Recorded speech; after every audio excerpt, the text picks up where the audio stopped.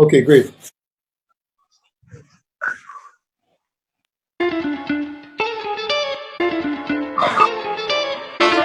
What's the link to the stream on Facebook?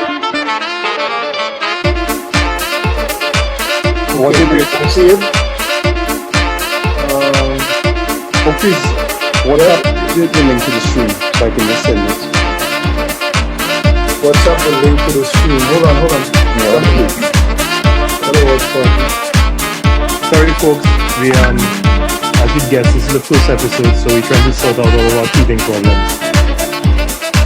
Yes, we are. Everybody's on, right? All of our panelists are on, right?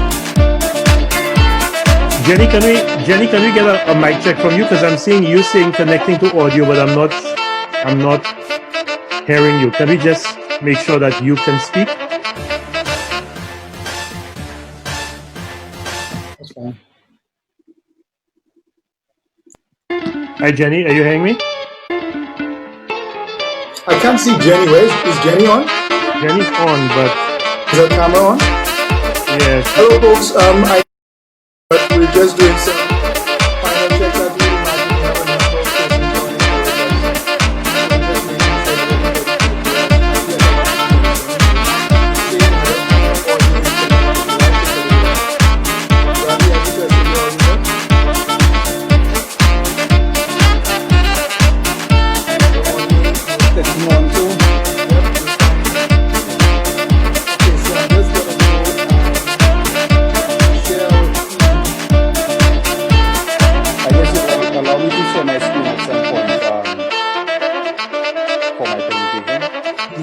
Allowed to share your screen. Yeah. Okay. Yes. Once it's your time, you can share your screen. Alright. A lot of back of house is happening on live, guys. Let's see, one last thing. I want to share our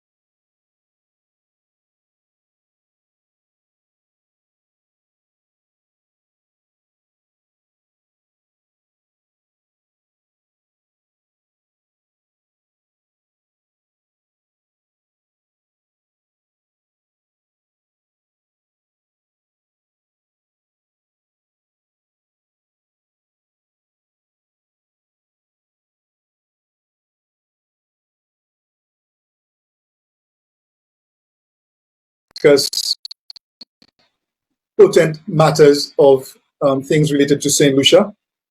I am one half of the production of State of Urgency. My partner Jimmy will introduce himself later. I just want to say that special welcome to those watching with us on Facebook. We are also broadcasting on YouTube. I am not sure if our Instagram link is up, but it's something that we wanted to do also. Most importantly, we have viewers on cable TV in St. Lucia on channel 124, courtesy of our partners, UTV. And I'm very grateful for them to come on board with us as a first-time initiative. They've never heard me do a talk show before, so I appreciate them taking the risk.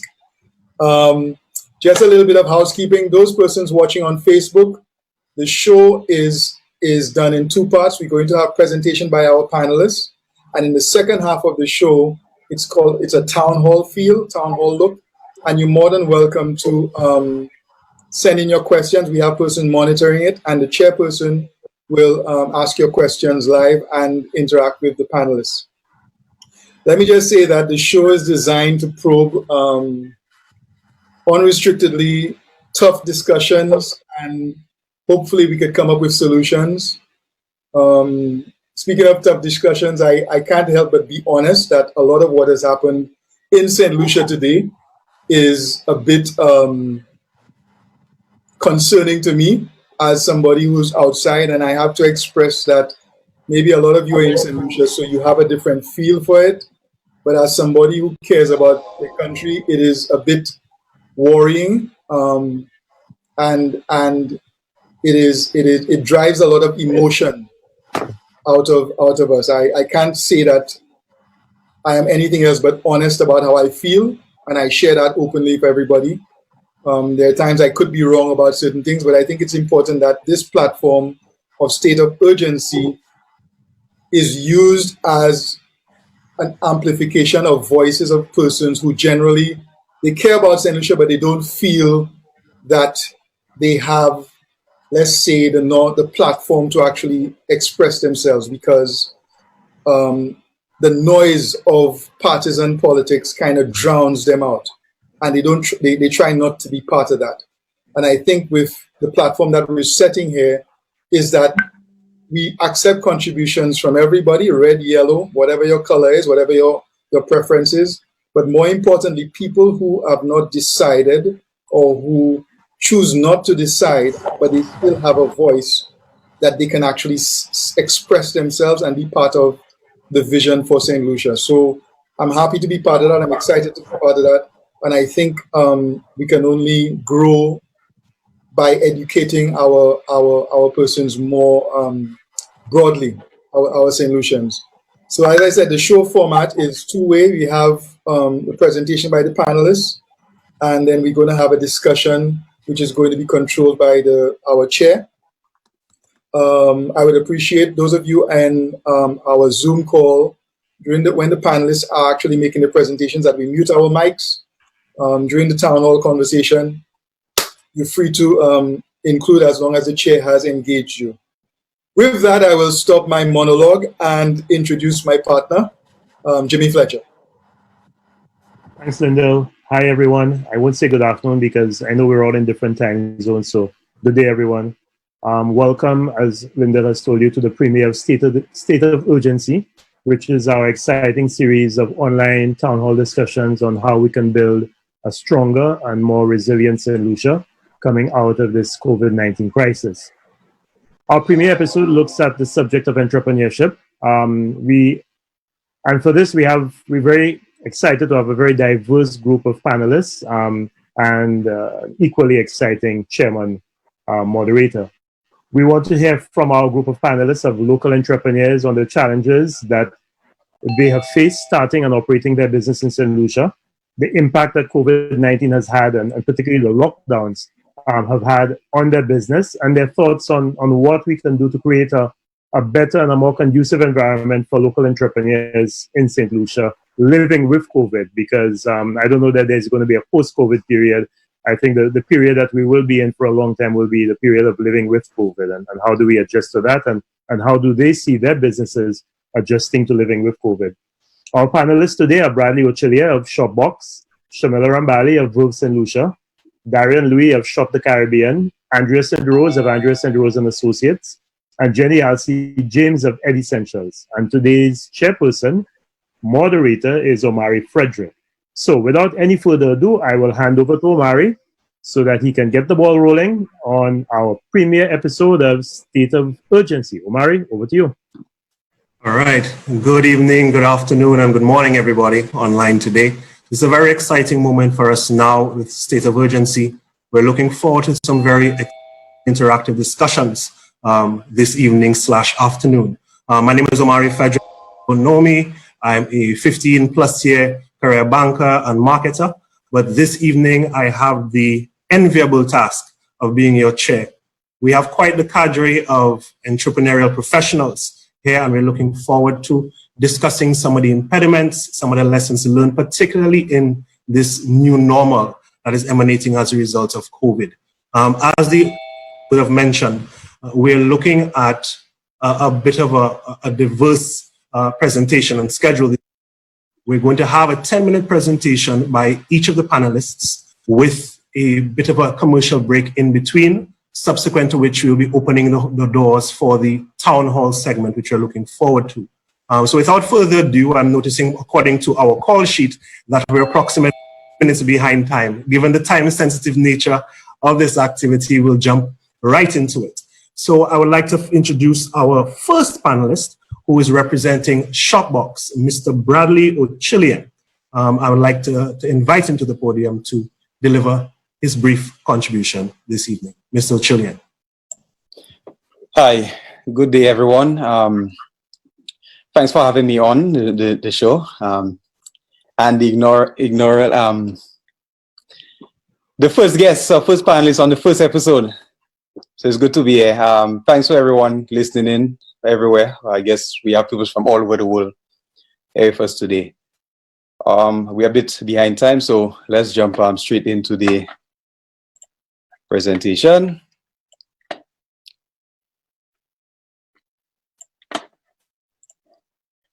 Go ahead and share my screen.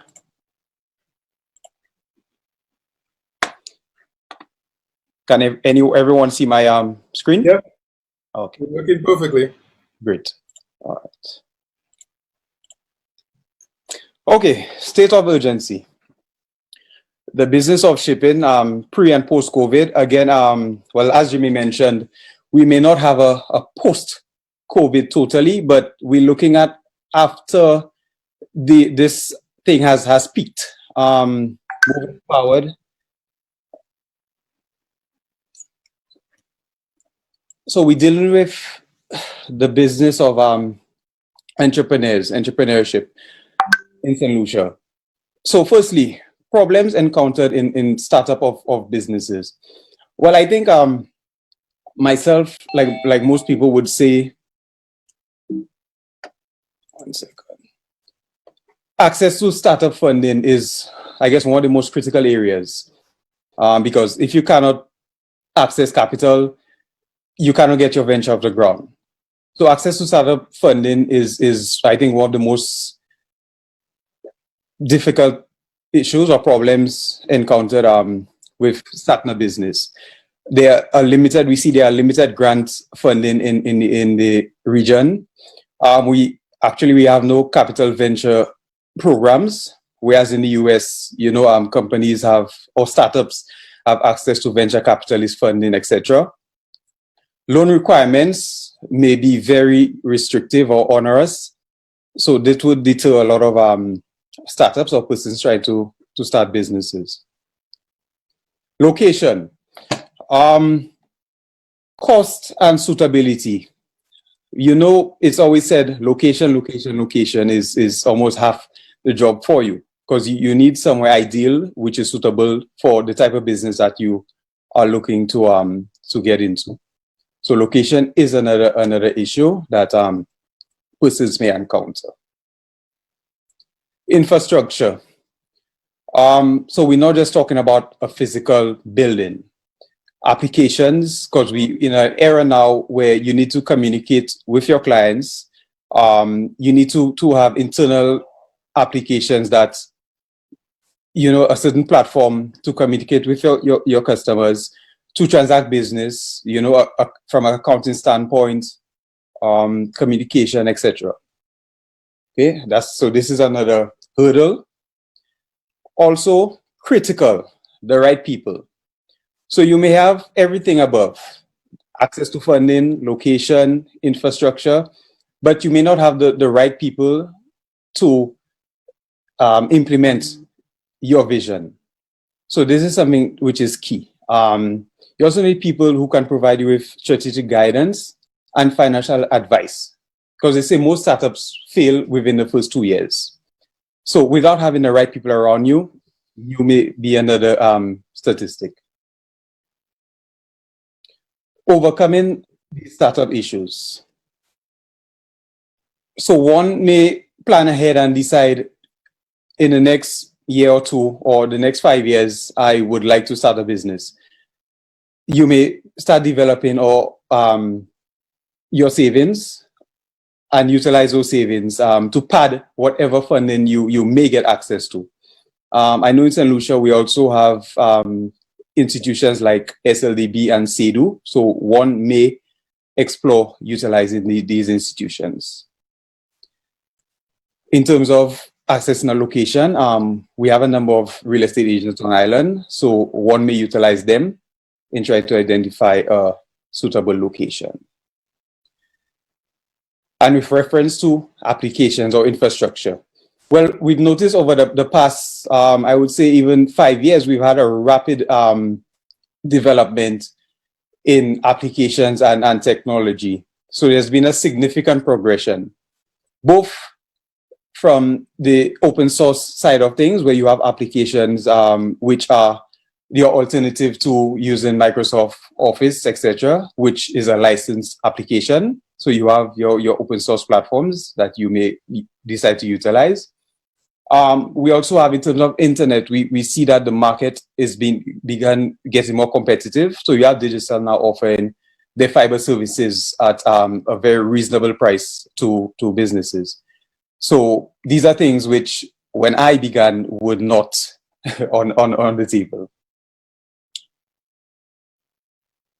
Addressing the right people, having the right people around you. Seeking mentors, because we have people who have been in business, you know, and there's the saying that there's nothing new under the sun. So seeking out mentors to help guide you along, I think is something which is critical. Also networking. So you build the network that you can piggyback off, and people can guide you and, point you in the right direction. So risk to business from service providers. We need to understand that service providers are indeed a subset of our business. They can cause you reputational damage. And you may ask, how? Well, for example, in my business, if an airline doesn't fly, I have a responsibility to the customer to let them know the reason, why the airline didn't come in, when they expect to receive that item, and it may be no fault of mine, but I am the one who interacts with that customer, and I have to remedy the situation. So utilizing service providers can cause reputational damage, and they are a key subset of your business. And typical challenges that one may encounter with service providers could be limited transparency. So you find yourself in a situation where a provider cannot deliver the service that you require, and they may not be fully transparent with why, what's going on in the background.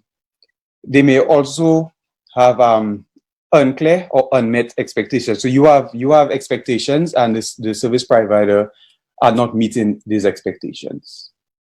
Also, uncompromising contract terms. So they may not have delivered the service to you that you previously agreed upon, and they're not relenting in terms of okay. And we need to understand that in business, the risk is never going to be zeroed out. There's always a risk. Once you go into business, there is always a risk. Even in this COVID era, we've seen the risk posed to businesses that were believed to be too big to fail.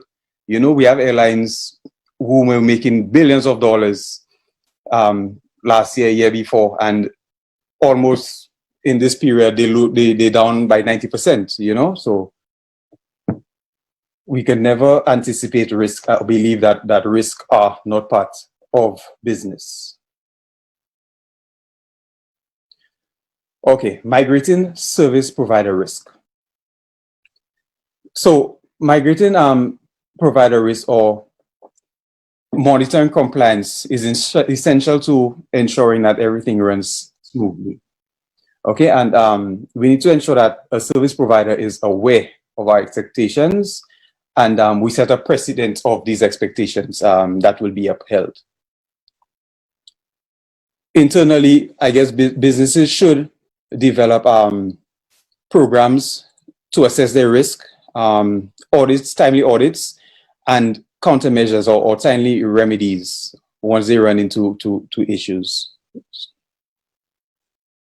Businesses need to be proactive. We see this would save you money, energy, and time down the line. So never settle. If you settle, you're almost dead in the water, because things change so rapidly. The environments change, technology change, the way of doing businesses changes all the time. So we need to be proactive. So on to the impact of COVID and adapting. Well, what we saw was we had to make some tweaks to our operating hours initially. And though that we would class the essential service, we still had to make these adjustments. We have since resumed our normal operating hours, but this was one of the impacts on business on our end.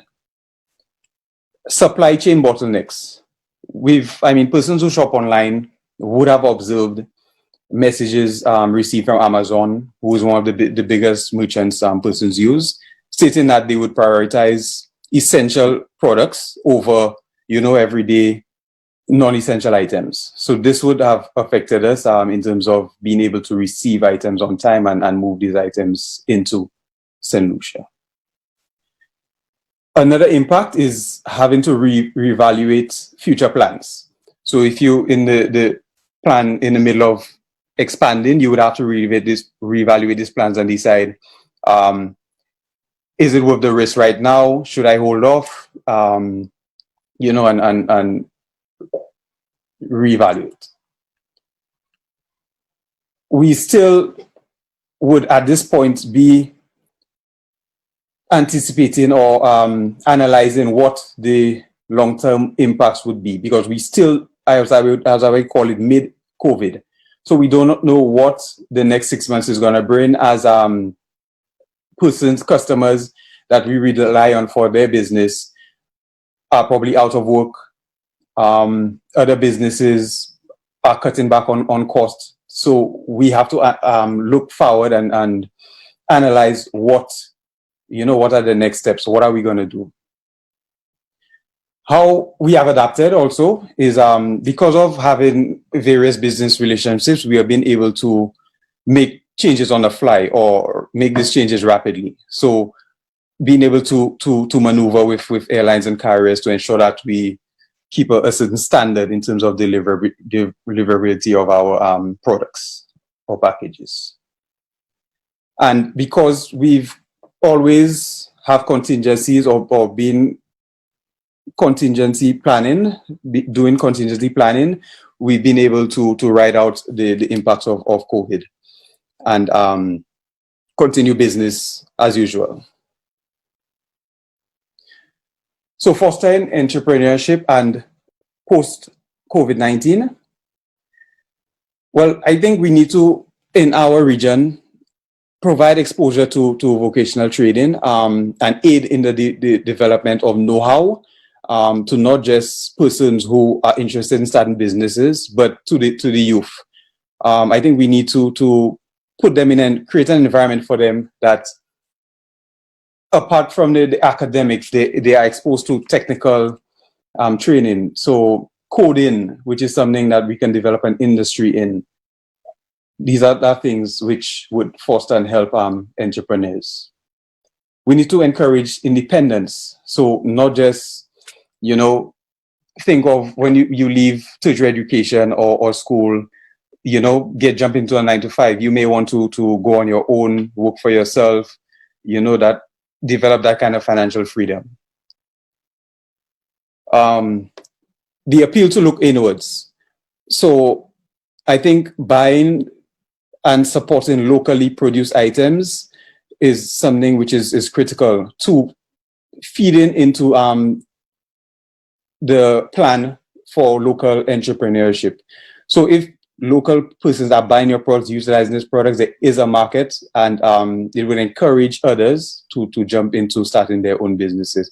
Even during the COVID period, we noticed the pop-up of a number of couriers or delivery businesses, to take advantage of persons not being able to go out. And, you know, I think people need to continue to look for these niches and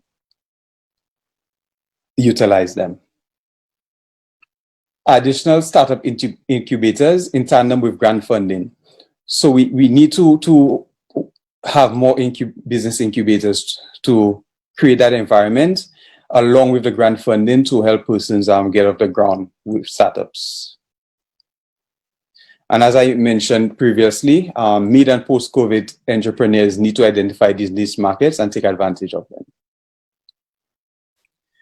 Think globally. The world is now, you know, is now at your fingertips, basically. And I think that we need to not only think locally, regionally, but internationally. Because in the click of a button, you can reach the masses worldwide. So I think these are some of my salient points in terms of fostering entrepreneurship. Thank you. Thank you very much, Bradley. And we look forward to picking your brain a little later in the town hall segment to discuss a little bit more about the contingency planning that you mentioned and some of the key lessons learned that others can learn from going forward. Just want to remind the folks out there that if you have any questions, to please jot them down and we can pose them during the town hall segment. And also just a reminder to our presenters that we're very time sensitive this evening, so let us try to keep our presentations within the 10-minute time frame. I want to also use the opportunity before we present our next panelist to really say thank you to the folks who have joined us from the multiple platforms this evening, making of your time to participate in this activity. As our co-host would have mentioned earlier, this is our first time trying this out. We're looking forward to the continued growth of this program through your contributions and participation. So without further ado, I'd like to quickly move on to our panelist. She is one half of the dynamic duo of the entertainment scene in St. Lucia. Quite a popular bunch on the social scene. I'd like to introduce at this time Miss Shamila Rambali, representing Verve St. Lucia. So the floor is now yours, Shamila. Good evening, everybody.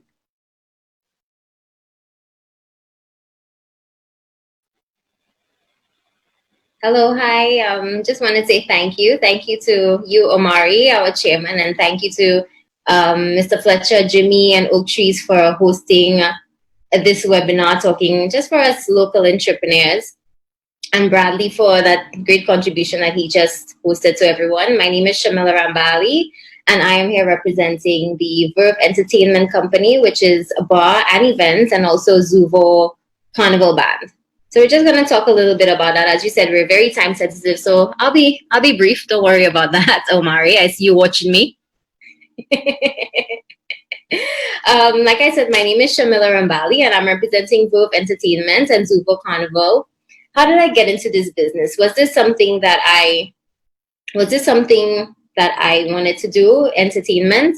Not exactly. I was literally forced into this because, Omari, why am I seeing you and I'm the one talking? Are we fixing that? It's probably something to do with your speaker view. Oh, I don't know. But rest assured that our technical team have you on the screen. I was seeing blank. We on? Yeah, I think we're seeing you fine. Okay. Yeah. Like I was saying, how did I get into businesses? This was something that I wanted to do. Not exactly. But when you're put into a position where you're applying for jobs and you're either not good enough or you're too good, you find yourself in no man's land and you have to find some kind of opportunity for yourself. So I'm together, like Omari mentioned, with my partner, Lamar Seaflay. We started Verve Entertainment, and I joined him in his business when he started in just a community bar a long time ago. I think it was probably 2012. That was the year. And we started off from there. I joined him in there after working away for some time. We moved into that, and then we went into getting into, I think it was Happy Day Bar in Rodney Bay. And then we started events there. Then we moved into Verve Bar, And man, I tell you, 8 out of 10 people literally told us, what are y'all doing? This is not a great idea. Imagine I went home to myself thinking, what are you guys, what am I doing? Everybody is saying that this is such a horrible idea. What are you even thinking of doing? But we said to ourselves, you know what? If it works, it works. If it doesn't work, it doesn't work. So we went on to that. Just giving you a little brief as to how we started everything else. We opened up the Verve Bar and we hosted our first event in 2015. We started out even signing up for game shows to try to win some sort of startup money to start the event. But that was a little unsuccessful. And that was definitely not our big start at that time. So we moved on from that. And we started events in 2015. So we started growing. We started a New Year's event. We started doing that. And then we grew from 2015 till 2019. And then we went into Zuvo Carnival Band.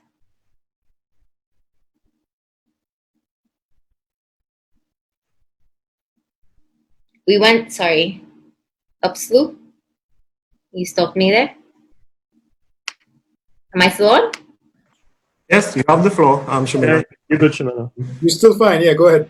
Okay. Hi. So yeah, like I was saying, we started doing Zuvo Carnival Band in 2019, which was just last year, which seems like such a long time ago. So 2019, we started our Zuvo Carnival Band, which was quite a big hit, and we had 90% of our revelers coming from outside of St. Lucia. We also had events coming from 2015 up till now. We grew from just having one event into having almost 8 events, which now is like probably 8 events, which includes about 2 of them we have in the US. So having gone to the US, we realized that, oh my, there's definitely a market for people who are eager for St. Lucian entertainment. So which is how Zuvo Carnival was born, and having people coming in. And we had almost 90% people in 2019, just last year, coming into St. Lucia, which has impacted our tourism sector in such a big way. Our hotels were booked, taxi drivers, even vendors, Airbnb, everybody was talking about how, boy, 2019 was the year. So we were all looking forward to 2020, the year that we're in now, saying that, boy, you know, we've had major hurdles going through, even with events, even having grown from 2015 to now. We've outgrown some venues. So, you know, we tried to fix little errors that we did along the way, having to fix to 2020. 2020 was the year. And even speaking with a lot of our colleagues and everybody, 2020 was the year. People were going to be up there on the pedestal for 2020. But then, boom. What happens? All the plans you have got set up. Well, wait a minute. I have some other plans for you. And sadly, that's what happens in business. Every hurdle that you seem to overcome, you're faced with a pandemic. What is a pandemic? Where's the handbook on this? Where's the high guard? I didn't learn this in school. What am I doing? What is this? So we're faced now. We're here at 2020, and we're thinking, what is this? Nobody expected this. A business was going so good, and in talking to so many people, 2020 was the year for everybody to have been doing so excellent. So many people, down to chefs I speak to, even bartenders, even our business colleagues, so many people had so many plans. What do? This is a situation that you really have zero control over. Zero control. What are we doing? Literally, we had to sit back and say, ouch, wow, what is this? What is this pandemic all about? We have no control over it. How do we, as an entertainment industry, how do we deal with this? When it comes to the carnival bands, we, as all the carnival bands, as competitors, and kudos to all the competitors, all the carnival bands coming together and say, hey guys, as much as we're competitors, this is a situation that nobody really knows how to deal with. We don't have a guidebook on this. We really don't know how we're going to be dealing with this, especially entertainment. Entertainment industry was probably the hardest hit in this. We don't know how to deal with it. So it goes back to our local sector. We came together and said, hey, as much as we're competitors, we're feeling this thing together. We need to put our brains together. We need to put our minds together and say, how are we going to deal with this? So we came together and figured out a few ways. Obviously, coming together with everybody with all these great ideas, it's always a back and forth. But the point is that we came together as a country. We came together because we understood the importance of what Carnival and our entertainment industry does for the country on a whole, even for the tourism sector. Indirectly, airlines are booked, hotels, guest houses, everybody is booked. But for 2020, this is completely out the window. So as much as we had to issue refunds, even though we've spent a lot of money on just preparing for our July, which would have probably been next month, it was a lot spent. We came together and figured out, how do we get this done? Everybody's speaking about a new normal. And maybe for other industries that works, but what exactly is a new normal? Is that wearing masks? Is it social distancing 6 feet away from each other? Tell me, how does that work for an entertainment industry? At the end of the day, it's a bacchanal vibe. What do you do? Do you tell people come to events and stay 6 feet from a girl? Do you say that? How do you go from having a high volume, and you're telling me now that we must adhere to this new normal? Is it really a new normal, or is it a turbulence that we're going through that we have to now? Yes, we understand that obviously the safety of our patrons come first. That is no question about it. And this has given us an opportunity to really sit back as a company and reevaluate everything that we're doing. Is this really something that is evolving and is changing?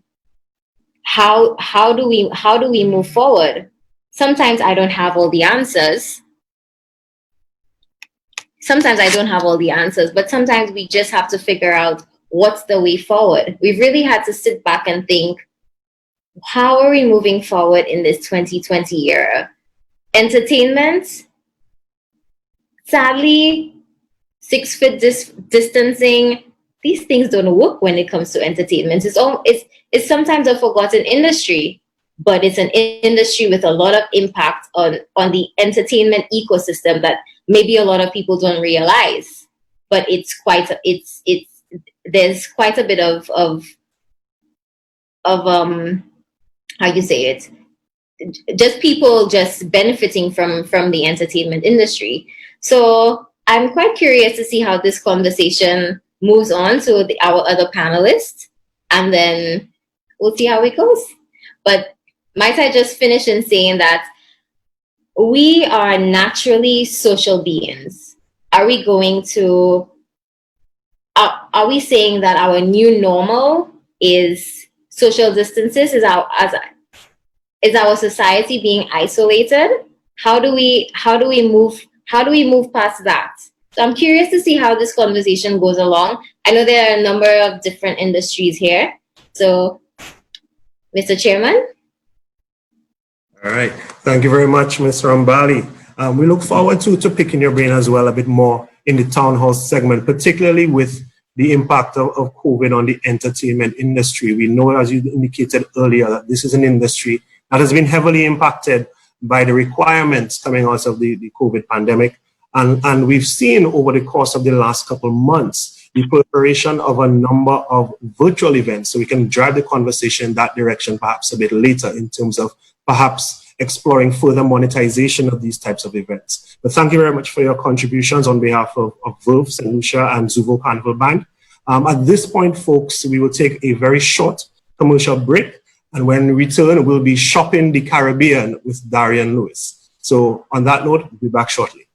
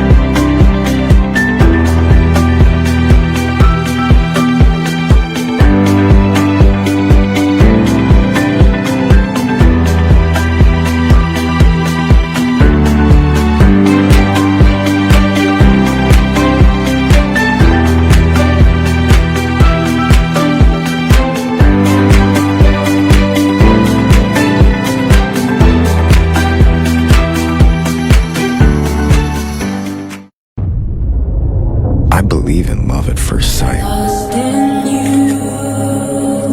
Too much? It's perfect. Love is tricky. A guy needs to protect himself. Every relationship has its obstacles to overcome, right?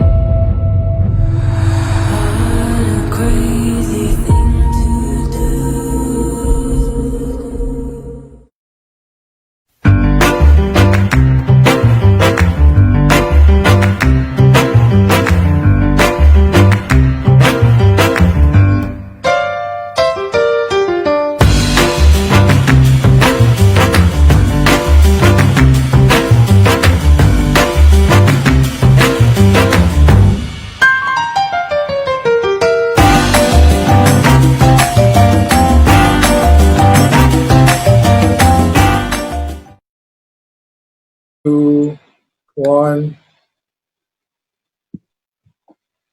Welcome back to State of Urgency. We've just ended our first poll for the evening. We asked, how many times have you participated in the St. Lucia general elections? 24% said never, which is quite a high number. 24% also said less than twice. And 52% of the voters indicated that they participated more than twice in general elections. We need to do a little bit better than that.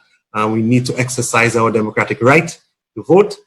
We hope to see this poll change, hopefully in the near future. All right. So thank you and look forward to your participation in the second poll when we go out to the next commercial break. So moving right along, folks, we now move on to our next panelist representing Shop the Caribbean. When we hear this person's name, we think it's synonymous with things such as Entrepreneur of the Year, and other names being bandied about. So with that very short introduction, I would like to introduce our third panelist for this evening's State of Urgency, Mr. Darian Louis. Hi, good evening, everyone. Hi.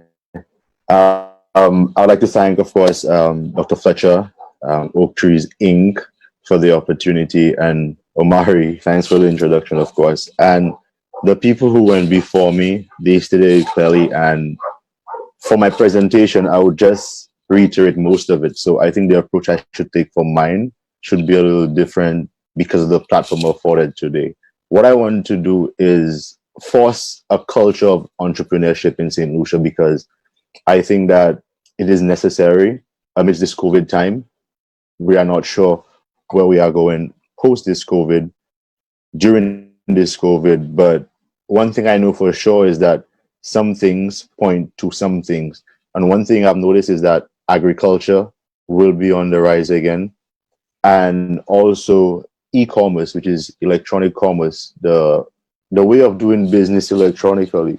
So I think we need to go back to the way of things because of the indicators. Agriculture was our mainstay of our economy for some years, of course. And now we see much demands for local products such as sea moss, cocoa, coconut oil. And I can testament to that because when I started Shop the Caribbean in 2016, I was still at school in Grenada. And what I noticed is that there were so many spices just around the place, nothing being done with it. And a very good friend of mine, he told me, boy, we have to do something with this. And I was like, all right, what we need to do is seal it up, package it, and start selling it online. And I created the store, and it started in Grenada. When I came back after graduation, coming to St. Lucia, it was very, very, very challenging to get people to buy into the idea of e-commerce and telling them, hey, I can have this product, I can take it from you, I can put a higher markup on it and pay you more for it. Some of the older folks, of course, who have the consistent brands were very skeptical to start off with. So it forced me to do a lot of my own products, which paid dividends now because we have so many of our own things that we now. I want to use that to tell entrepreneurs and show them the path, show them the way of e-commerce, because I think it is very, very, very necessary now. In my opinion, it's time that we marry agriculture and the byproducts of our local produce with this new technological tide, because I mean, our youth are pregnant with ideas and possible ventures around these industries. And I think the support systems, both governmental and private entities, banking entities, should give support and almost serve as some kind of midwife to giving birth to these ideas for these entrepreneurs, of course. And if we do this now, I think 30 years down the line, we can look back and say, hey, we made the right call at an opportune time to go that way. And I think what entrepreneurs need to be very wary of amidst this COVID time is taking calculated risks. You can't just have an idea and put all your eggs in that one basket. You need to really, really evaluate and assess before you make a decision now amidst this time. Because for Shop the Caribbean, business was fine selling these locally made products online, and then when this coronavirus hit, there was no possible way of shipping these things over. And I was like, hey, what am I going to do? So I started thinking. I was reading this book. It's called You Can Get It If You Really Want. And it hit me then. And I was like, hey, grocery. Because I realized with the advent of Westech and all these shipping agencies, I realized that, hey, St. Lucians actually buy into the idea of e-commerce. What happened is that coronavirus put it into focus whereby we could not order from foreign anymore. It had to be done locally. So I was forced to create the grocery store where we started selling these groceries online, and it did very, very, very, very well. But amidst this time, there were a lot of limitations. For example, access to suppliers. And as a young entrepreneur, and that's a big problem in St. Lucia, it's always who you know and who knows you. Because for credibility, you can't go to somebody like Renwick and Pete and Company and be like, hey, I need some goods on credit because I'm trying to sell groceries online. You know, someone needs to make a call and someone needs to vouch for you. So, I mean, it's not supposed to be so, but it's a sad reality that entrepreneurs face in somewhere like St. Lucia and the rest of the islands, of course. Another big limitation for entrepreneurs is the credit card processing, with banks not being able to provide merchant support for credit card processing online. And this is a big limitation for entrepreneurs. And later, if I'm able to show my screen, I just want to point to like 3 or 4 things I need to share with entrepreneurs out there watching tonight that they could use amidst this COVID time and post this COVID time to start their own businesses, of course, and propel themselves forward. So if I could share my screen, let me just try.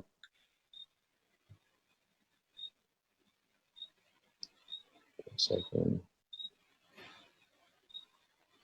Okay.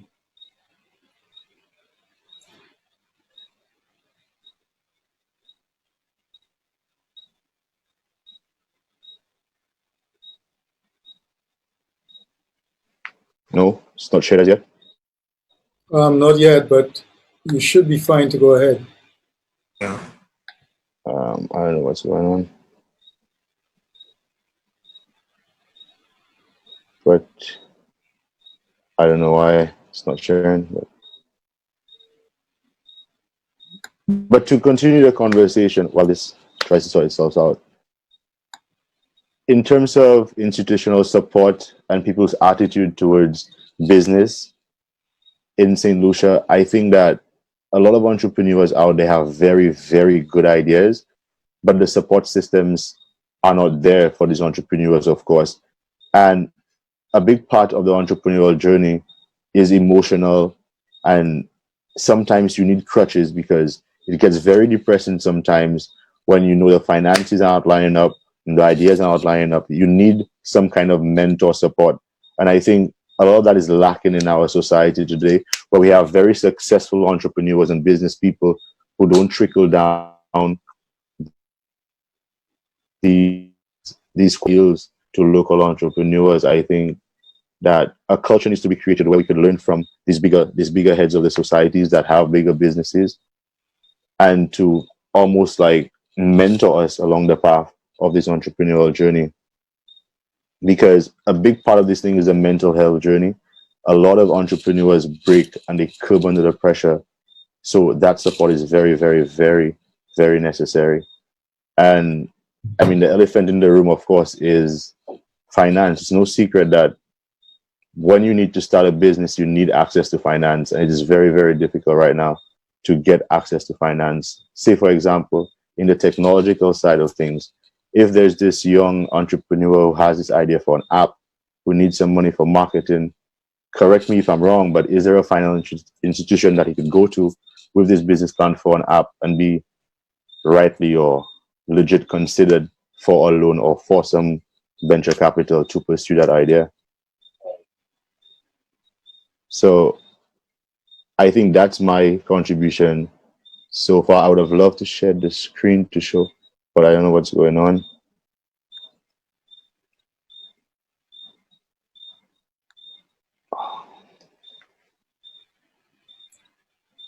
Thanks, Mr. Louis. We can come back to your presentation following the next panelist, so we can see if we can sort out those technical issues. I see I have quite a bit of feedback with reference to my comment earlier about exercising your democratic right to vote. I do stand corrected, and I'm open to dialogue where that is concerned. Persons have expressed that they too have the democratic right not to vote if they do not foresee any credible representatives for their various districts and constituencies. So again, we are looking forward to great discourse in that regard. I'm looking forward to further discourse on a number of the topics presented by our panelists. Without further ado, I'd like to introduce our next panelist, who is no stranger to the realm of entrepreneurs. She is a consultant dynamo, consultant extraordinaire, who has many, many accreditations to her name, which I cannot even list at this point in time. So I'll hand over the podium to Ms. Andrea St. Rose, representing Andrea St. Rose and Associates, to deliver her contribution this evening. Andrea. Andrea, you need to unmute your mic, eh? There you go. Thank you, Omari, for that introduction. I wish to thank the organizers for inviting me to share my views and to provide some perspectives with respect to entrepreneurship in St. Lucia. I first want to start off by saying that the views, this is my disclaimer, that the views I express here are mine and does not in any way reflect the views of the many businesses or organizations that I am associated with. By way of background, I am really involved in the provision of financial services, in particular financial advisory services, auditing, taxation, fraud examination, legal, most of it in that arena. The challenges that I encountered in setting up and operating my business may be grouped into three main headings. First of all, the availability of skilled personnel. My business is operating mainly in the financial and corporate services area, and I found that there were a large number of persons who, while they hold accounting qualifications or qualifications in related disciplines, they were unable to translate that knowledge into practice. Generally, people tended to be satisfied as well with just having competence in a particular area. And for small businesses, there is generally a need to have persons with multiple skill sets. For example, if you are going to be a secretary, you do not just be a secretary. For that matter, the need for secretaries is dying now.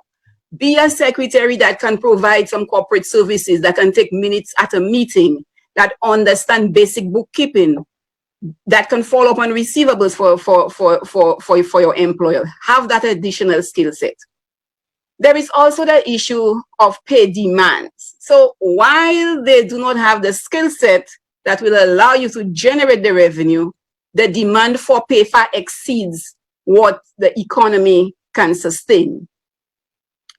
I also found that there was skills gap, particularly in the areas of IT and finance. There are lots of opportunities in the financial world that generally our people are just not taking advantage of. Up until the whole financial crisis hit, the international markets, for example, the US stock exchange, delivered double-digit returns. Yet still our people generally do not know how to access these markets to generate that additional level of revenue. And yet still, while if they're in the markets, they are not savvy enough to understand when do you move out of the market, or how do you move into areas that would be generating additional revenue. For example, we had this thing with the oil crisis where you had to actually, the oil futures went down to negative, where you had the producers actually paying you to take oil off their hands. How many of our people took advantage of that? Maybe none. In addition to that, while you have a situation where oil prices are going down, people are purchasing oil, so there's a demand now for oil storage facilities. So this is the area that you need to invest in. And as was expected, oil storage facilities generated very good returns, even though the market itself was not performing well. So generally speaking, that lack of financial education is keeping us and our people out of the market to a very large extent. Access to low-cost financing was something that has already was discussed, so I will not bother spend much time on that, except to say that there is really a need for venture capital. Lack of local support, we also spoke about that, but I also want to add that there is a tendency for businesses to look externally for requisitioning of services. And they advertise the request for services in other countries, in particular, Jamaica, Trinidad, and Barbados. For some unexplained reason, we as a people tend to value that which is provided externally over what we can produce locally or provide locally. I cannot tell you what is the cause of that trend. It does not help as well that the provisions of the CARICOM Treaty have not been leveraged to provide some level of protection to small, vulnerable states such as ours. In reality, therefore, the provision of the CARICOM Treaty works in one direction. So we have people coming in to deliver services, but we now cannot access these other markets. The result is that these service providers fly in and fly out, monies leave the country, and then there is the lack of local capacity building. As a small vulnerable state, I think that the provisions of the treaty that gives protection to the provision of goods should also be extended to the provision of certain services. Now, when my lawyer hat, from my perspective as a lawyer, some of the issues that impact on local entrepreneurship include a lack of knowledge of the concept of a body corporate by small business owners. We also have onerous banking requirements, and the process of getting a business incorporated is generally too lengthy. Most business people view their business as an extension of themselves rather than the business being a separate legal person in the eyes of the law. So to help people understand the fiction, if you may say so, as a case in point, I tell them, although that you are a human being, if legislation is passed that says you are a horse, in the eyes of the law, you are a horse. So even though you have put in your own funds into the business, these funds become either debt or equity of the business. And therefore, there are rules that you need to engage in order to get your money out of the business. You cannot just withdraw money at will. The company can sue you as a shareholder if you take actions that are not in the best interest of the company. There is also the issue of banking arrangements. It can take months before a business can set up a bank account, as financial institutions try to comply with the provisions of the Money Laundering Prevention Act, as well as the many bilateral agreements with foreign governments. The required documentation is onerous, and even when the account is established, a declaration of sources of fund is required for amounts over a certain threshold or amounts that are deemed to be suspicious, quote unquote. There is also the issue of incorporating a local company, which can take as much as 1 to 2 weeks. The whole process needs to be revisited and the required amendments made to our Companies Act. First of all, electronic documents in this day and age are not accepted. A name search can take up to 2 days.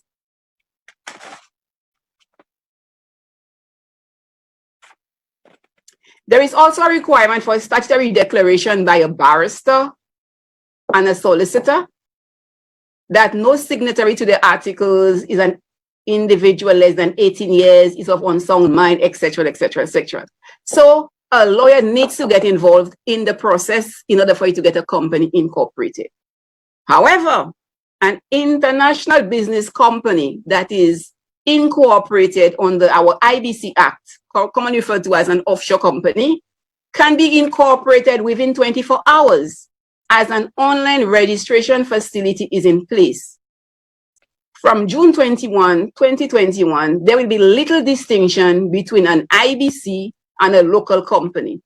As such, there is need for alignment of the incorporation process to make it more efficient.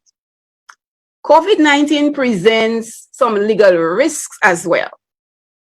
In particular, there is a need for businesses to revisit their contracts.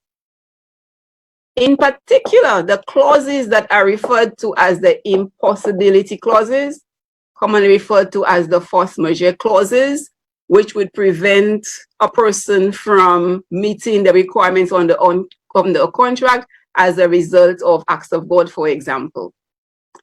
In the US, currently, a number of lawsuits are before the courts with respect to COVID-19, where you find persons are taking action with respect to having transmitted the diseases to other people, the infection to other people, while in the employment of the employer. So there is a need for people to even revisit their employment contracts to take into consideration these circumstances that were not anticipated previously. From my perspective as an accountant, generally speaking, I think that business owners try to pay attention to the financial operations of their businesses, but there is need for education, like I said earlier on. Most people do not understand the difference between working capital and profits. And so they do not understand why a business can report a large profit, but still be unable to pay its debt. Inventory management and receivable management are two areas that need attention. Too often, large amounts of monies are tied up in stock inventory that will take almost an entire year to turn over. So there is a process in place that one can use to determine the optimum level of inventory, taking into consideration the sales and the time it takes for the goods to be sold. One of the presenters touched on the issue of business continuity, and I think that this has to be at the forefront for most businesses. A number of businesses had difficulty meeting their payroll costs or meeting their rent costs during the closure. Hence, there is a need to maintain adequate reserves, whether it be cash reserves, or to establish credit facilities, a line of credit that can be accessed in the event of such a situation recurring. The post-COVID-19 period will be a challenging one for most local businesses as world economies face the worst recession in recent times. We are reminded that our recovery will be impacted by both local and global factors. The strength of aggregate demand will play a significant role in how quickly the economies recover. It makes no sense that we are producing and the demand is not there to take up whatever it is that we are producing. However, I think that there are opportunities. In many ways, the pandemic will cause businesses to rethink their business models. There has been much pushback around the concept of flex time, which allows workers to alter workday start and finish times. We now have the concept of work from home. The question is therefore, do you need to be renting expensive accommodation to house all employees when the technologies exist for persons to be working from home, especially those who do not need to interface with customers? Is it worth it to have employees commute at least 3 hours every day just to show up at the office? I think that businesses will also need to rethink the services that they deliver as well as the mode of delivery of those services. Since a wide range of services may be delivered remotely, there may be the opportunity for local companies to deliver some of those services at a lower cost while maintaining quality. The service needs of customers will need to be identified. To support this initiative, however, there will be need for a more reliable internet service, as the frequent interruptions will not be a good selling point for us locally or even regionally or internationally.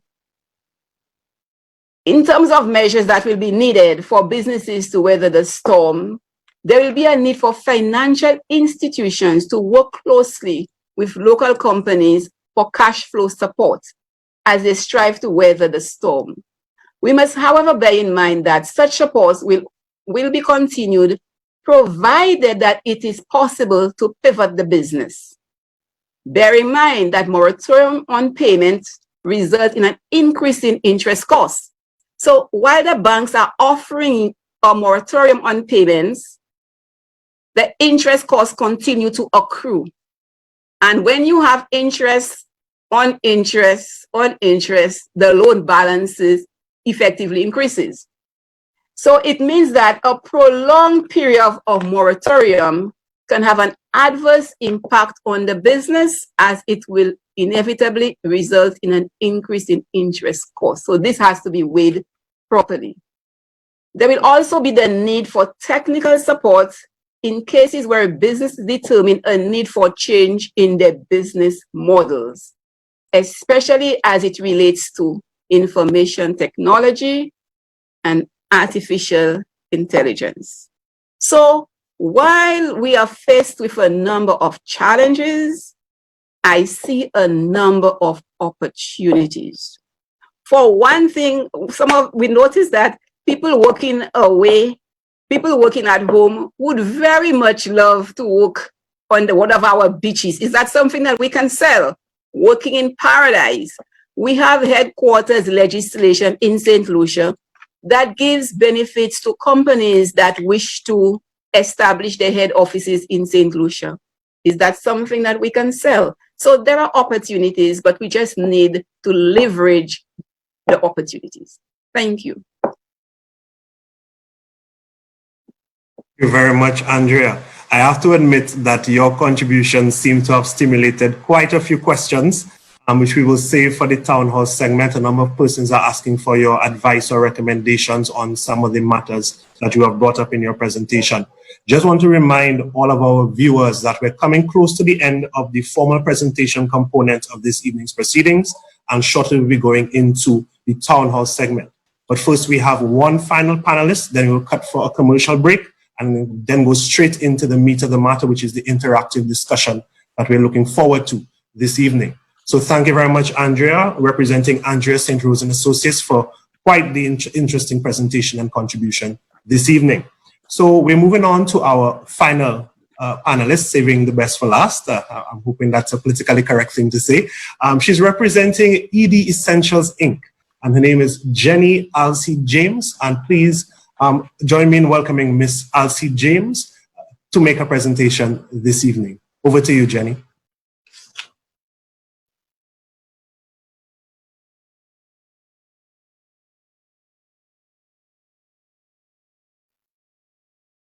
Can you hear me clearly?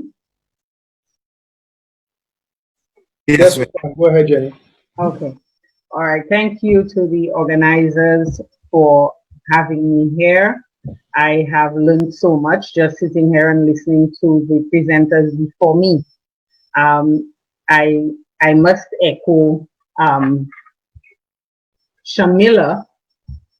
I think that's her name, Shamila Rambali, when she said that 2020 was supposed to be the year. And COVID came and it just put a spoke in everyone's wheel, I guess. And here we are grappling with that and seeing how we can make ourselves move again, even with that spoke still there, because COVID is not going anywhere, it seems, anytime soon. Yes.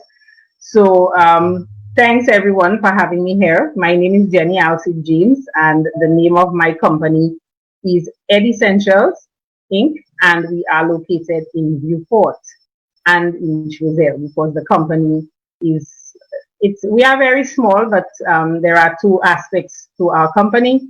We have the retail section at upstairs the Viewport Plaza, and we also have a small factory where we manufacture mainly uniforms, school uniforms and sports team uniforms and the like. So we started in 2014, and at the time I was gainfully employed in a regular job, and I took the plunge in 2018, and I said, you know what, I'm gonna try to make this work, because I was running it part-time and I needed to, you know, just be there to see what's happening, because it's a family business, belonged to myself and my husband, and I decided to be the one to step out and grow it. And yes, 2020 was supposed to be that year, because, you know, 2018 to 2019, 1 year of things happening, and then 2020, okay, great. Now we've gotten our feet moving. We are going to do great things this year. And well, here we are now. So, yeah, so this is my company. We are a uniform company, like I said. So we don't only manufacture school uniforms or make school uniforms, but we also carry company uniforms, corporate wear, polo shirts, we do embroidery, we carry medical wear, we carry protective and safety wear, industrial wear. So we carry quite a range of items, but we started off as a school uniform company in 2014. And school uniforms continue to be one of the main things that we offer, one of our main products. So now we are here in the midst of all this uncertainty. We're not sure if school is gonna, the mode of school is going to change, because now everything is online, except for the grade sixes and the Form 5s who have gone in. So we've been stuck, like I guess almost everyone here. And how do we get out of this? That was the question. What do we do? Because when we closed third week in March, when we shut our doors, third week in March, absolutely nothing happened until the end of April. Nothing happened. So there was no revenue. And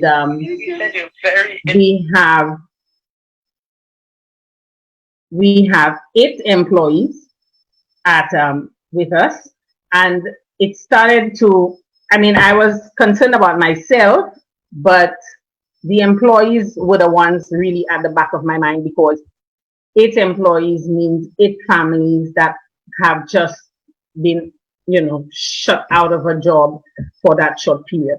So what we decided to do was try to move quickly as soon as May started. So how did we do that? We looked around and we figured, okay, school is not happening. Companies are most likely not going to be buying uniforms anytime soon, any corporate wear, because if they have any monies, they're going to be channeling it into other things, not buying uniforms for staff. Then you have all the hotels are closed because the hotels, we have a couple of hotels who are our clients. So we decided, okay, we need to try to at least give persons a couple of days work. We did not want them to go the NIC route, and it was a big, persons were complaining they were not able to get their stuff on, they were not able to register and so on. So we decided, okay, we already have this small factory. Let's bring the staff in and try with face masks. Let's see what happens. I say all the time that we're running, at this time, this business is the only fuel that is running this business is faith. Because we really had no idea if this face mask thing would have worked, how it would have worked. But we realized that there was a need for face masks. And we said, okay, let's bring our people in. Let's look at the best styles that we're going to use and go ahead, and persons started to work. We started advertising on Facebook. We started advertising on WhatsApp. We started getting persons, calling companies and asking them, our clients, sending emails out and telling persons that we have reusable, fashionable face masks that we carry. And the response started to be really good. And since we do embroidery as well and printing, we decided to go ahead and brand them and see what happens. Put persons' logos on there, put persons' names and see if that works. And persons started buying them. So, put a couple photos on Facebook, send a WhatsApp broadcast out, use the technology that we have. It has started to take off. So, when you are stuck, sometimes what you need to do is just stop a little bit and see what you can do for the period. I'm not saying that face masks are going to sustain our business. We're not sure, because when I spoke to my accountant last week, she said to me, we are starting afresh. This is a reboot.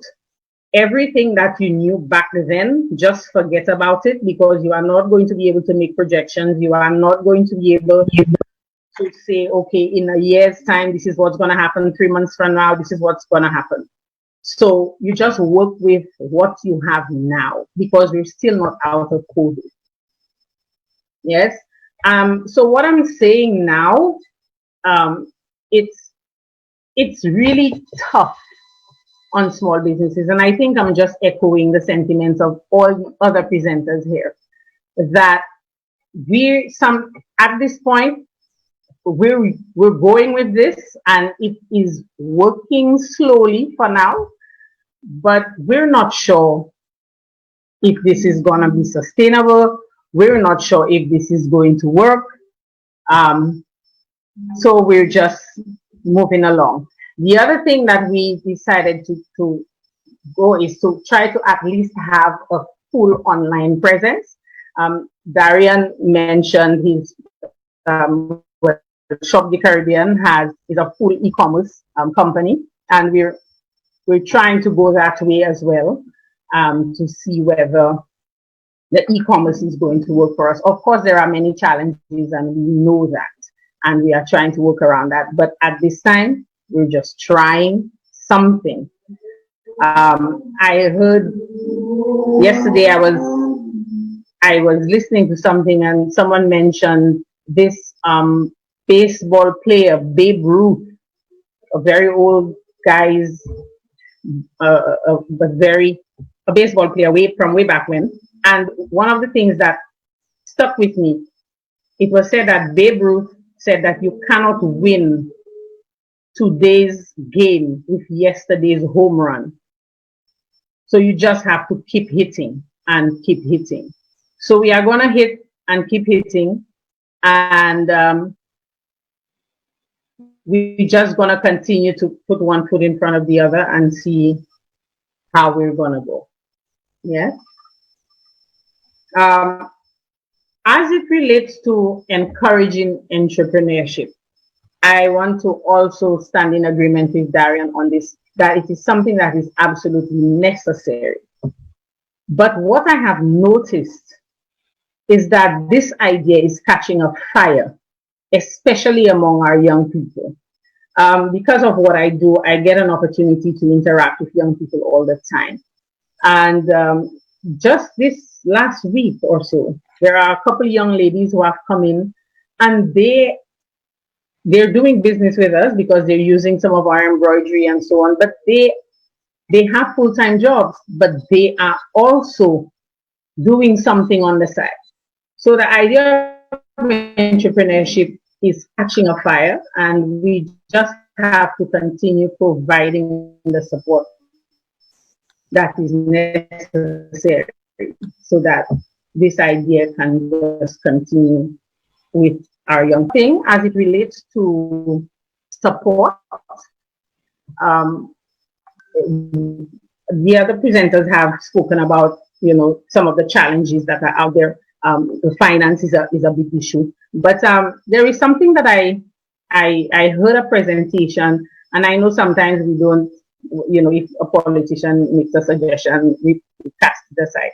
But it was a suggestion that was made by a politician, and during Parliament, and he was saying that if small businesses could be offered grants, and the ballpark figure that he came up with was $20,000. I would probably not say it like this. I would say that yes, I would agree to the grant, but what I would say is, on a case-by-case basis, on a needs basis, if these companies can be assessed, look at, you know, what their needs are. Some may not need $20,000 at this time. Some may need 5,000, 10,000 to just start again, you know.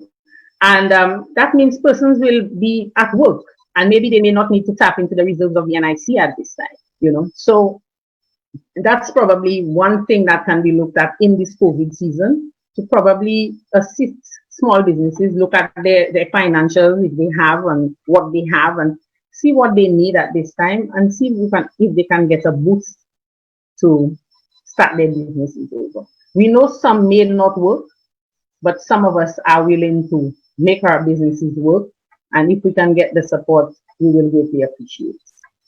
I think that is my presentation for now. I hope I didn't go over my time. Thank you, Jenny. We will not penalize you for that, but you brought up some very salient points in your presentation, and you too have generated quite a bit of feedback in the chat feed. And one of the prevailing themes of your presentation is really and truly recognizing an opportunity and seizing that opportunity amidst the chaos brought about by the pandemic. So that's commendable by your company. And I want to make the correction to everyone. It's Ed Essentials Inc., not ED Essentials Inc., as I said earlier. My apologies for that. So, ladies and gentlemen, we have now come to the end of the presentation component of this evening's State of Urgency series.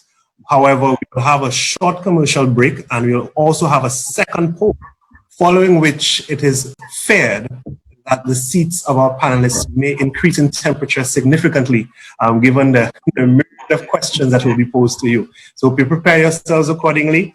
We will cut to a commercial break, but I'll also invite Lindale to give us some insight into the next polling question. Okay, cool. So as we go into the break, for the viewers out there, those of us in the Zoom room will be going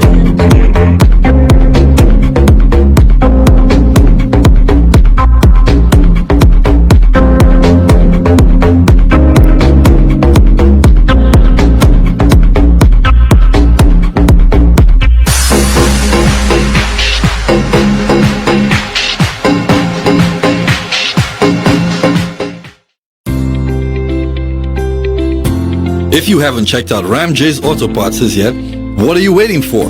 We stock a wide assortment of older and newer model popular car and SUV parts. Suzuki, Toyota, Mitsubishi, Honda, Nissan, Mini Cooper, and lots more. That's not all. Ram J's also stocks truck and heavy equipment parts. And if that won't help you, we also do heavy equipment rental to keep your downtime at a minimal. Ram J's Auto Parts is located Masad Industrial Zone, Grosley.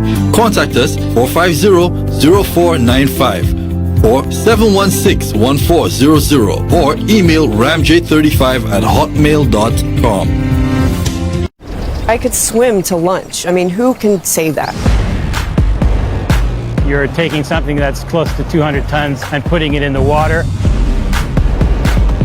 It looked good on land, it looked gorgeous in the water. This is pretty incredible. That thing is huge. It's so unique and so different. Everywhere you look, there's spectacular views. Let's go catch up the houseboat. This one's like... The party is next weekend, so that means I have to order my shoes now. Thank goodness for Shopbox. You speak so highly of Shopbox. Why not? Multiple weekly flights, great rates, excellent service, knowledgeable staff, no volumetric charges, and island-wide delivery, so you don't have to pick up or leave your office. Wow, Shopbox is so convenient. Come, let's order your dress so we can go to the party in style. Shop online, we deliver. Simple.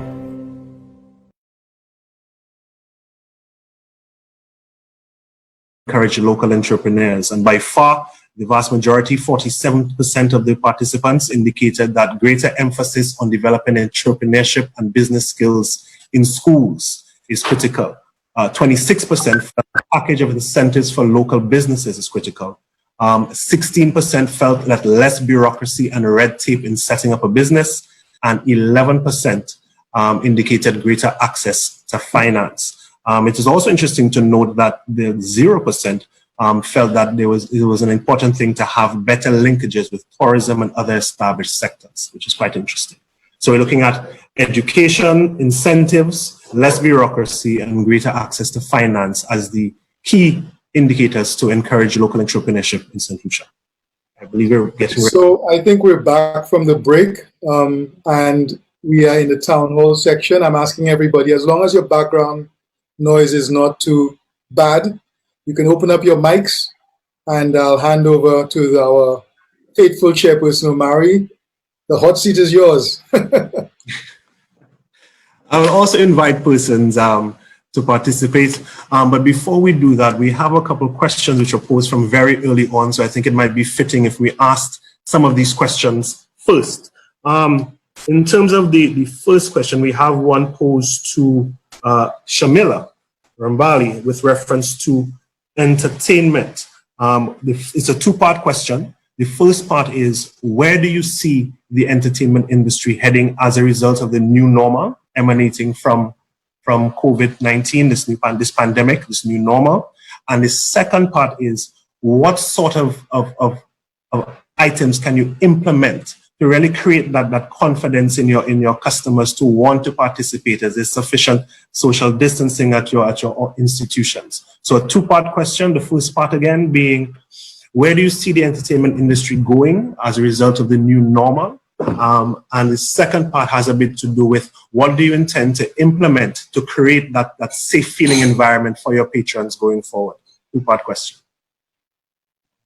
Hey, Omari. So like I mentioned initially, what exactly is new normal? Is it us wearing masks, and is it us being 6 feet apart, social distancing? I honestly believe that this is something that is temporary. How long is temporary? I don't know. It's something that we're just now being exposed to. But I think it's just regaining the trust in our patrons, letting them feel comfortable in groups again, even as companies have started and countries have started opening up, and just even us here in St. Lucia have just extended our curfew time. We start feeling comfortable in groups again. We start feeling comfortable to give a handshake or a hug or even a kiss or something, even though we're still very mindful of the health obligations of that. Where is entertainment going? Who knows? We we now have to figure out where is entertainment going. We're so based on social. How does it work with social distancing? You mean to tell me, are you going to come to a carnival and I need to stay 6 feet away from my girl? How that work in?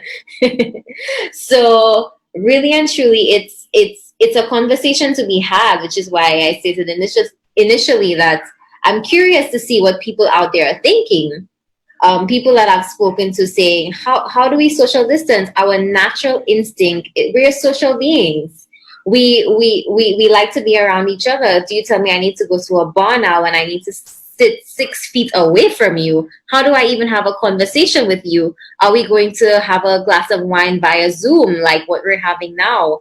So it's something that we're still looking at.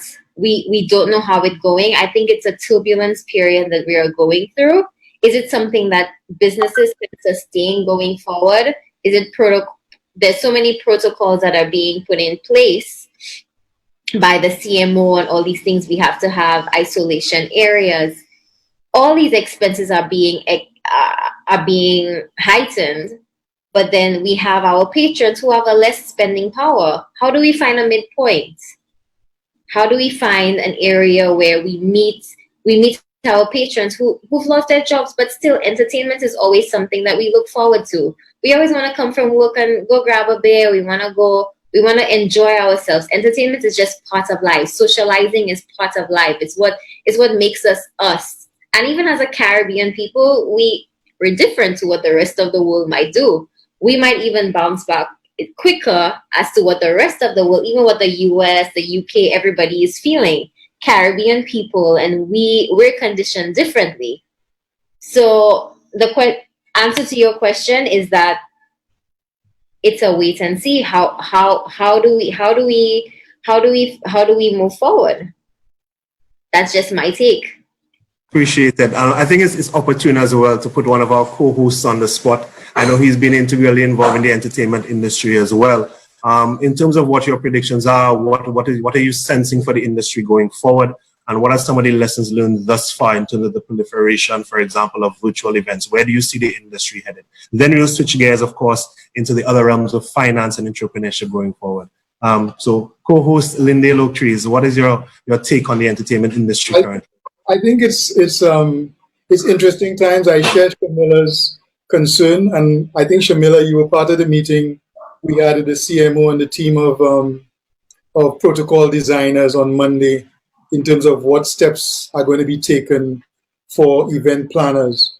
I believe it's going to be something that comes out on the positive end.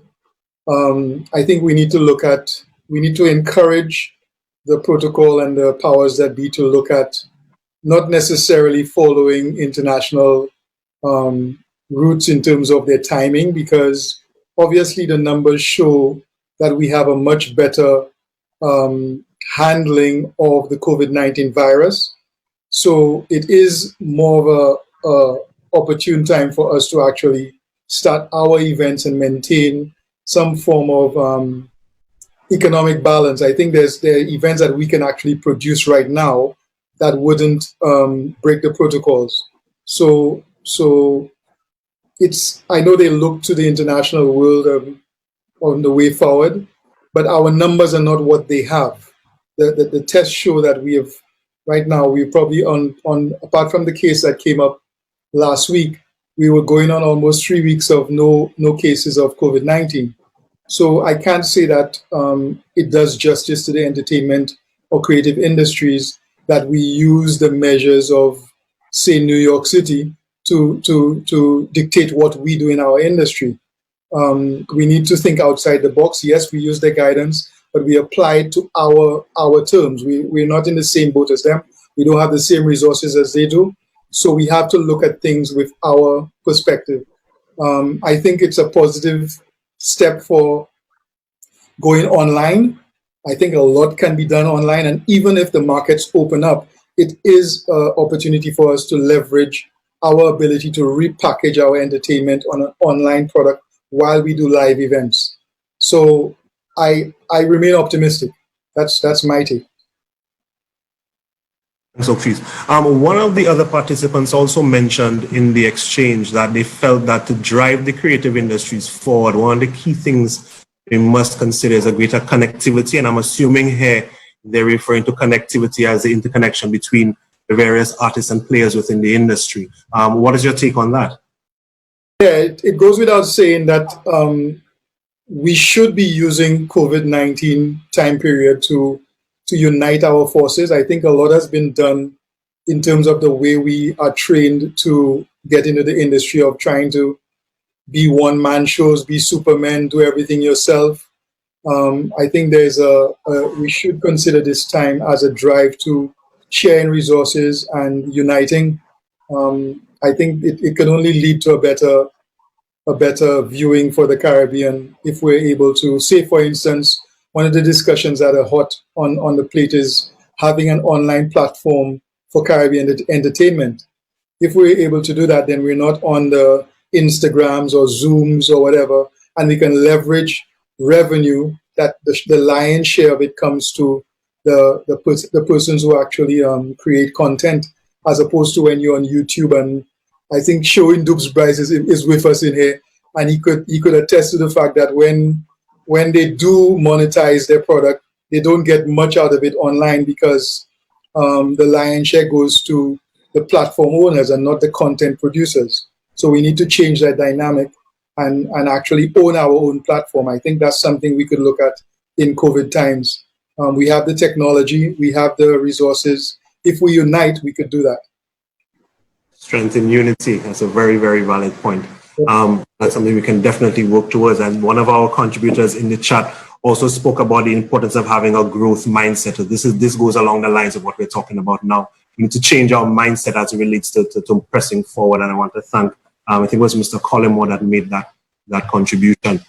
So it's a very diverse and interactive conversation this evening. I don't want it to dominate with just the entertainment industry. I know we have a number of other industry partners within the context of this engagement this evening. So I want to flip the gears really quickly across to Andrea.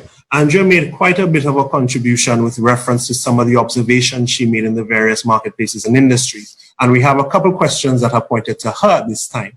The first question being, Andrea, one of the things you observed was the limited skill set. What is your recommendation to boosting skill set within the solution context? First of all, I think that we need to revisit the curriculum that is offered at our schools to make sure that it supports and aligns with the business realities of today. In addition, I think that we should have some sort of internship program where schools can match individuals with business places, and to encourage business places to take on these students. It would be wise to incentivize them. Say, for example, you give them a tax reduction, tax credit based on the total amount of money that they have paid, in terms of payments to those people that are undergoing the internship program. I think that could go a long way in terms of getting our people ready for the new world. Mm-hmm. It's a good point. I think that also came back to the poll that we had earlier, with access to education. One of the points I also want to mention, and I want to stimulate a bit of debate on that, of course, allow me to do the selfish plug-in with reference to the access to finance.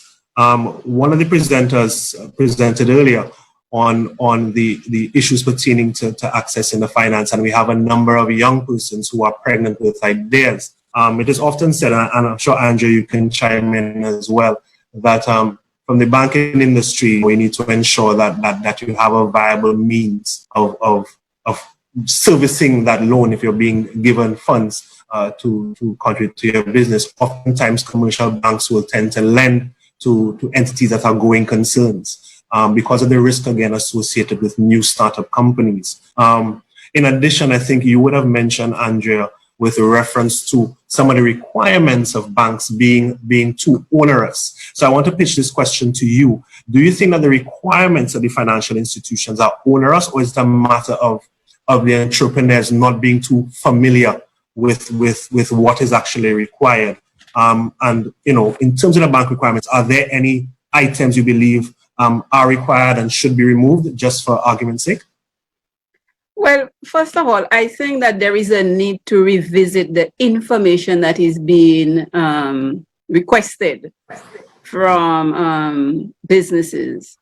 As a case in point, when you look at the requirements of the money laundering prevention legislation, it speaks to knowing your customer and it speaks to establishing thresholds.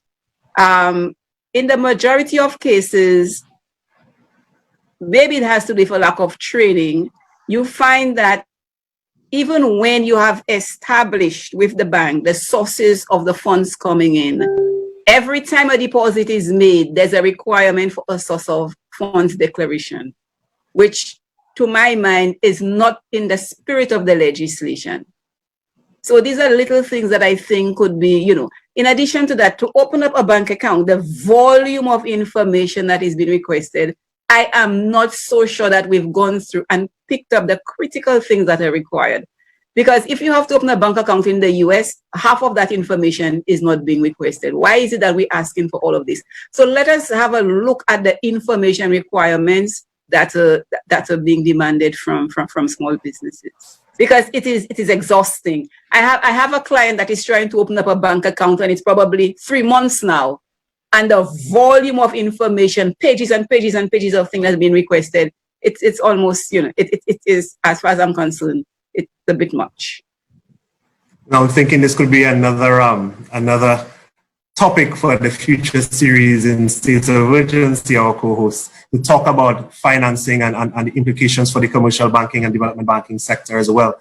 I can safely say that from my vantage point, without taking too much time, that a number of these requirements are required under the FATCA law as well as the common reporting standards, most of which do not really apply when opening a domestic account in the United States. So a lot of these are international regulatory requirements, and sometimes there's no escaping it, but it makes for further discourse on the topic, maybe at a local, regional and sub-regional level as well, in terms of where can we go from make the experience for the customer and prospective customer an easier one and less onerous one.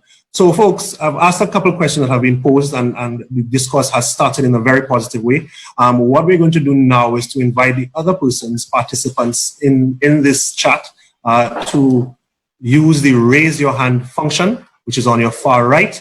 Or once we acknowledge your name, feel free to unmute your mic and post your question to the various panelists this evening. So feel free to go right ahead and do that for those of you on the Zoom chat currently.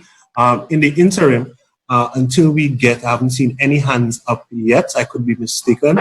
Co-host, feel free. Oh, I see we have a hand up from Lorraine Deborah Glass. So we'll now hand the microphone over to you to pose your question to the panelists.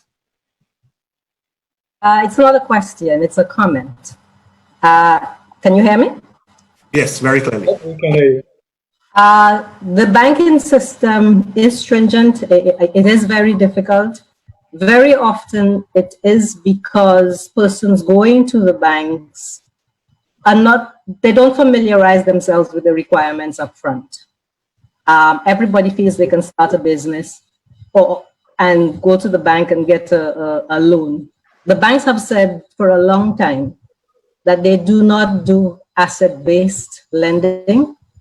Banks have been doing for a few years income-based lending. So if you can't show your income, the banks are really not interested. The banks here really are not interested in our small businesses. And I think it's up to the government of the day, if we are going to promote small businesses and help our population get better, there should be some sort of funding that looks at all of the issues that small businesses are having and try to help out. There are high risk there, and some monies will be lost, which the banks are not interested in losing any more monies at this time. So it will be up to the governments, and maybe we can get some of our maybe local businesses to get involved, the larger businesses or business persons to get involved and assist with this sort of funding. One of the issues that as local people, St. Lucians, West Indians on the whole, we have a business and it's our business and it's our business idea, and we don't want anybody else to get involved because we are going to make all this money. Most people don't think that we are going to be losing some money, and they want to keep the idea to themselves, and they're going to go to the bank and they will not tell somebody else what they want to do and how they can be funded and give that other person some equity in this project, because it's my business and I came up with my grand idea and I'm going to keep it to myself. But, you know, we need to have forums like this where we can marry interested persons who have some financing with the new entrepreneurs who have great ideas, and maybe we can put them together and we can get this funding thing going. Yeah, that's my comment. Thank you, Ms. Glass. I just want to also add that one of the things that we've seen over the years, when I say we, I'm talking about the banking industry, is we find a number of young entrepreneurs budding with ideas, some of which have, you know, very good business ideas, some of which have who have started their own projects already. There even are some instances where persons have well-established businesses. But one of the key Achilles heels in this regard is that the bookkeeping and financial statements are lacking. So if you're not in a position to really understand the financials of your entity and what the ins and outs are, how are you in a position to know what you're capable of borrowing? So there's a lot of conversation and discourse that needs to take place with reference to financial literacy. And that goes along the point of what Ms. Glass said a while ago. We need to have more conversations of this type and ensure that we have the appropriate institutions in place and collaborative efforts in that tooling and retooling our entrepreneurs with that requisite information to ensure that when they get to the point of accessing grant funding or lend funds, that they're in a position to do so effectively. Omari, can I pose a question to Darian that came on? Oh, definitely. Darian, there's a question of whether Shop the Caribbean can go the other way, which is sending products out to the world. Whether your platform is set up so that solutions with product can actually now use your platform to get product out of the country, to whatever market is requesting them. Was the initial set out for Shop the Caribbean how we operated before COVID? The platform is available for local suppliers who have locally made products, because we only carry locally made products on shopthecaribbean.com and make it available for purchase all over the world. Ideally, how we operated was USPS shipping, where we would warehouse our products in Miami and provide USPS shipping. So within like 7 days, 5 to 7 days tops, clients would get their products. So when I started it off, it was very difficult, like I said, to get people to buy into the idea.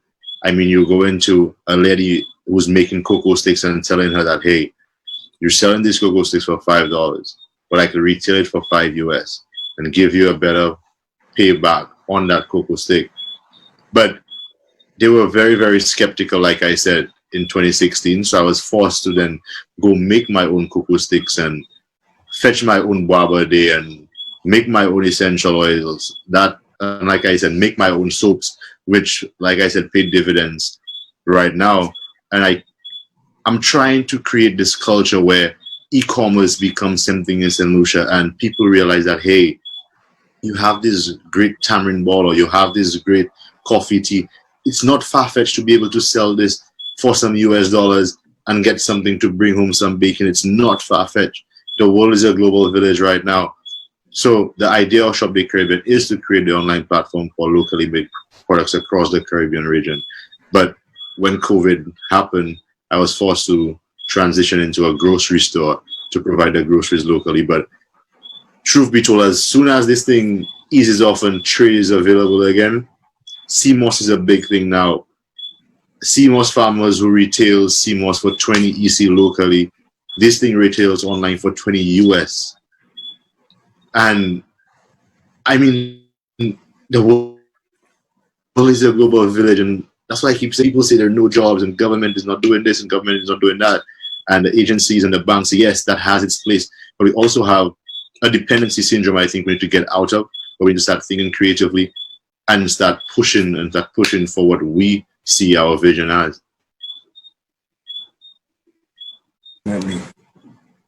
That's a very, very strong point. While on the topic of trade, I want to switch the gears really quickly to logistics as well. I know Bradley is on the call. Bradley, you mentioned earlier about contingency planning. What are some of the key lessons you and your team have learned from this COVID experience thus far, and how has that affected your contingency plans? You touched on it a little briefly in your presentation. Can you share a bit more with the audience in that regard? What are some of the key takeaways that you've learned thus far, and what are you learning to apply to your contingency planning going forward? Well, both from a logistics standpoint and financial standpoint, we've always planned in terms of, saving for a rainy day. That's said all the time in terms of having or being able to use multiple airlines, multiple carriers, and being able to make changes on the fly. So we've have contingency plans in that way, where what if today this airline stops flying? What are you going to do? What if there's no business for the next 2 months, 3 months? How are you going to manage? So we've looked at the market, and we looked at things from both a financial and business operational standpoint, and best case scenario, worst case scenario, how we would maneuver, how we keep things going, how do we adjust accordingly. So these are some of the things that we've looked at and continue to look at as things progress. I believe we need to cut for a commercial break, gents. Is that correct? Yeah, we might be doing a break. We'll do some polling. I think we got permission to go up to, what's it? I could swim to lunch. Check St. Lucia time, who can say 8:15. that? You're taking something that's close to 200 tons and putting it in the water. It looked good on land, it looked gorgeous in the water. This is pretty incredible. That thing is huge. It's so unique and so different. Everywhere you look, there's spectacular views. Let's go catch us a houseboat. This thing's like... The party is next weekend, so that means I have to order my shoes now. Thank goodness for Shopbox. You speak so highly of Shopbox. Why not? Multiple weekly flights, great rates, excellent service, knowledgeable staff, no volumetric charges, and island-wide delivery, so you don't have to pick up or leave your office. Wow, Shopbox is so convenient. Come, let's order your dress so we can go to the party in style. Shop online, we deliver. Simple.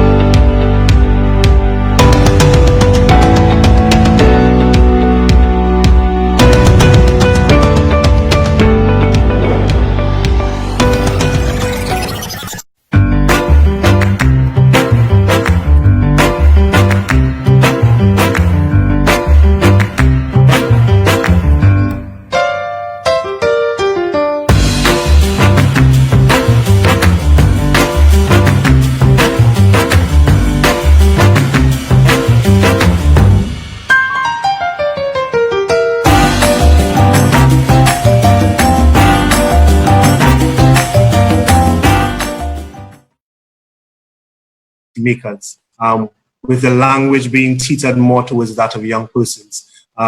Just open up the floor to the panelists and to our co-hosts, of course. Do you think this is a fair sentiment, given what is happening in the marketplace now? The individual believes that currently the current lending environment and legislative environment does not really speak much towards older persons, but it more so favors that of the young entrepreneur coming up. What is your take on that? It's an interesting vantage point. Yeah. Anybody could jump in on that. Anyone can feel free to jump in. Even I think that as long as you present a good proposal that indicates the cash flows are positive, the assumptions underlying the cash flows are reasonable, I think the bank will look at your proposal for financing. At the end of the day, what the bank wants to know is that you can service the debt and they can get the loans repaid. So if the project shows that it is viable, I think that your project goes out. That indicate. We have a bit of feedback. Thanks, Andrea. And one of the things I also want to mention, and some of the discussed earlier, there was talk with reference, you mentioned proposal. There was also mention about financial statements as well and registering your company to ensure that you're a registered entity. I know to my knowledge, and I'm sure quite a couple of persons in the room can also offer their input on it as well, that I believe it's a Small Business Center, formerly SEDU, is one of these entities that really assists entrepreneurs in bringing their paperwork together, ensuring that they have a very strong business plan and putting their documents together by way of proposals and assisting them and even registering their entities as well. So that is one avenue that prospective entrepreneurs looking to start their company can explore. That's the Small Business Development Center, formerly SEDU. I believe they still do that. I want to say a special good evening to our friends over there. I think Jonathan and Esli Lafay, they may be tuned in this evening as well. They're members of the Small Business Development Center and can chime in at any time. Or you can reach out to them to get more information should you desire. There are also quite a few questions here with reference to remote work. I want to pitch it in from a bit of left field. We have not spoken about that much. So there are two facets here of remote work. There's a general sentiment. I believe one of our earlier participants offered their thoughts, saying that we have a number of call centers in St. Lucia in which a number of the employees were working remotely, but have since been called back to the office into physical spaces to call, to operate, sorry. What is the thinking there in terms of general outlook as a community with reference to remote work? And then on the flip side of that, another person indicated in the participant that why are we not looking at offering remote work from St. Lucia as a means of inviting viable customers and potential visitors to our shores? A number of persons on the coasts of the United States right now who are looking for that type of escape in a safer environment to operate from. Just want to get a general sense from the participants in the group today what the thinking is as it relates to remote working capabilities and remote work as a means of a tourism and a revenue generating avenue for St. Lucia. Anyone can chime in at this point. Okay, so if I may take a jab at this one. To work remotely, you need to have the facilities and the capabilities.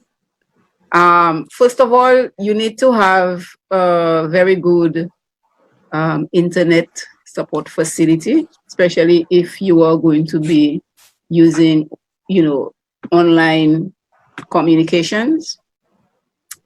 The one thing that I have found is that working from home calls for a certain level of discipline. And somehow people tend to feel that when you're working from home, it's like you're on a vacation. So they would not observe the working routine that you generate 7.5 hours a day, and that you make yourself available in case that other members of your team wish to communicate with you. So unless there is an agreement in terms of how in fact work from home needs to have its own protocols, and unless you can agree on these protocols, then it is not going to work properly. Work from home can definitely generate opportunities. For example, we have lots of companies that source work out of India. Lots of financial reporting, accounting, call facilities exist in India. And I see no reason why we cannot leverage our facilities here to deliver similar services. Like I said earlier on, we also have the headquarters legislation that we need to leverage in order to attract these people into our shores.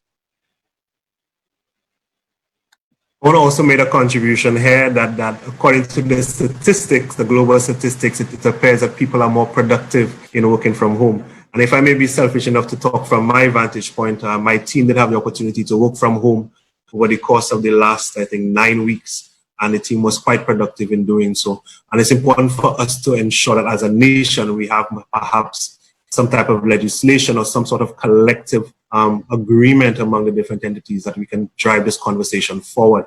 I think in some pockets, there is still a general sentiment that, remote work is something that's a bit taboo, and persons are more concerned about whether persons are productively engaged during that time, which is a whole different conversation in itself, but it makes for good discourse and for good decision-making going forward.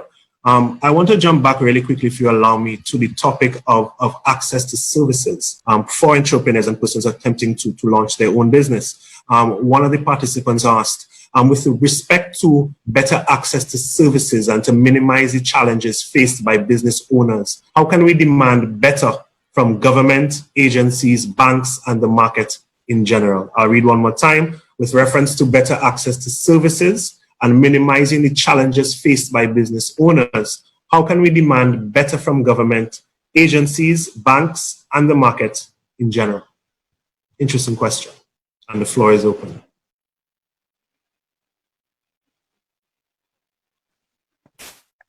I am tempted to say that this would call for an entire program. It's not something that you can cover, within the limited time that we I can say our co-hosts are making notes for the next few installments of State of Urgency, so I'm quite happy with that. So we have quite a bit of material to deal with. But there is a definite need for us to revisit, what is being delivered by way of services from our government agencies. Yeah. I mean, from a simple thing, I just tried to make telephone contact. How difficult it is just to reach someone on the line. You would be calling and phone to ring out most times. You just can't get to speak to anyone. It's so true. I think that's a whole show by itself. You also mentioned in your presentation that a name search would take 2 days. I think somebody in the group mentioned, or it was on Facebook, they mentioned that the average is 5 days, not 5 days. Not 2 days. Yes, so that is something in itself. Like that. It can take 2 days if you push it. But it's all of that. I mean, why should it take 2 days? The fact is that for the international business companies, you can go online and see if the name is available. Why do you have to go through that process of manually going in? You can register a company almost in a couple of days in the UK. Yeah, when you can do it in 24 hours otherwise. So let's leverage the platform we already have. Now that there will be no difference between an offshore company and a local company, and just have one platform. Yeah. Definitely so. I believe we might have another hand up. Okay, we have a couple of hands up. Apologies for that, gents. We have, I hope I pronounced it correctly, Adane Edmund. You feel free to make your contribution or pose your question this evening. Mr. Yes, Adani, but that's fine. Adani. Oh, yes, I'm not one of names in it. Fine, it's fine. Good night, everyone. Just going back to the point of working remotely, I just think we have to look not just towards tomorrow, but also 5, 10, and 15 years down the line. There's already a decline in the call center business. Companies like AT&T and Google and Apple are already looking to implement AI and machine learning to answer majority of the call center calls that people are taking in St. Lucia right now. So if you put your economy towards being a call center capital almost, then you're going to have a very short-lived remote work experience. I think what we should instead focus on is how to make companies here into our own Caribbean Silicon Valley. How do we foster the next Google here? How do we foster the next Facebook here? How do we foster the next LinkedIn here? How do we foster the next Uber in St. Lucia? How do we grow these companies in St. Lucia so that they are not reliant on companies like Dell and HP and how much computers they sell to implement a call center in the Caribbean to answer questions of that nature? Because they are right now training AI because that's money they're losing. So if they can get a computer to do these things, then they will certainly outsource it to the computer. And places like India and companies here like Ojo and KM2 will soon be out of work, and that'll be another set of people that will be looking for jobs. So I think we need to foster, when we talk about digital nomad, it's not just about working for a call center at home. It's more about doing your web design from home, working on sites like Fiverr and Upwork, and doing logos, doing branding, doing SEO, making your own apps, making your own company, making your own digital company in that sense. Another economy we are not tapping in right now is the cannabis economy, right? Right now, there are about 3 or 4 countries on this planet that have a legal cannabis program, fully legal cannabis program. Out of 190 some odd countries, there are only 4, right? Why are we not moving in that direction?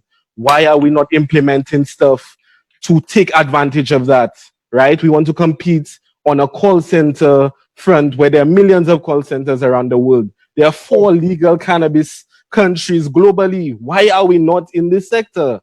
You know, why are we not taking this sector forward, right? I am sure I will give somebody from Mount Jimmy a few $100 and they will implement the next big cannabis business in St. Lucia overnight, right? We can do it. We just need to expand our view, and we need to think in the next 5 to 15 to 30 years down the line, because the world is going to be totally different from what we are experiencing right now. Thanks. Yep. Thank you, Adani. So very, very good contribution. We have a lot to consider. Just want to add really quickly to the cannabis industry. One of the key considerations is financing. A number of the countries you mentioned before, the 4 who have pressed ahead with the movement towards cannabis, there are some serious challenges as it relates to the movement of finances and the local and international legislation that allows them to transfer. Broader conversation has to take place. So yeah, some good food for thought. I think that's a very salient point that we need to have further discourse on. And I saw Jimmy making notes just now, so I'm quite sure that cannabis may very well be one of the next topics on state of urgency. I want to move quickly to our next participant who had his hand up quite a bit. Mr. Dukes, we move on to you shortly, but before we get to you, I'll invite Reese Harris to pose your question or deliver your feedback this evening. Hi, good evening all. Good evening. Can you hear me? Yes, we can. Clearly. Okay, good. I would want to pose a question earlier about the older entrepreneur, and I was referring, of course, to a startup of an entity, not an entity that has been ongoing. So this was my question, because I have applied for financing, and they told me straight up they cannot give it to me unless I have a younger partner. Yes, I was told that by the development bank, and even the regular commercial banks. They asked me, who is my partner? I said, I have none. Oh, I need a younger person to be your partner. You need to be in business for over a year. You need to, it's a whole litany of restrictions, a whole litany. It's like, I thought I was in church and the priest was giving a litany, and I would like to say it, amen, amen, amen, after everything. And to add what Mr. Edmund said about the cannabis culture and the cannabis, we also forget about products like the biodegradable bowls. We have banana leaves and hemp, which can be used to create that product right here in St. Lucia. I don't know, that's something Mr. Fletcher can probably look at, since he's talking about sustainability in the economy. I mean, these are the things that we can do. So a lot of these things, I mean, I have friends who are older like me, and they want to start a business, but they have the same problem.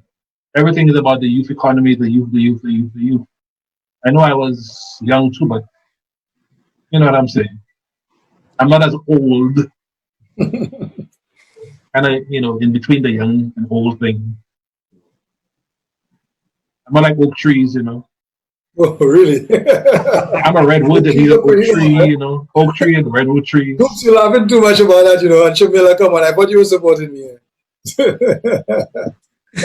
But thanks, Ms. Harris. Yeah, so we definitely need to have further discourse on that. There's a need for greater collaboration between the different institutions as well. There's a need for greater levels of financial literacy as well, because again, that is an area that needs quite a bit of work. So we have quite a few takeaways here, quite a few nuggets that we can talk about a bit later. But again, we're running out of time at this point in time. I know Mr. Dupes, his hand must be quite tired. It's been raised for a prolonged period of time. So we'll give him an opportunity to make his contributions. We'll be doing a bit of a wrap up shortly. So Dupes, over to you. Good evening, everybody. Hope you guys can hear me. There we go. All right. Yes. I just wanted to say thank you. This is an amazing event. And yeah, I mean, I'm a single-minded individual. I'm focused on the creative industries, but the creative industries has multiple streams. So, and we work with people like, you know, Miss Rambali, you know, we create the stuff that you guys consume. And I would just like to note down that there should be a lot more room for publishing, you know, in terms of the work that's actually being created, being protected, and also being distributed on the platforms that already exist.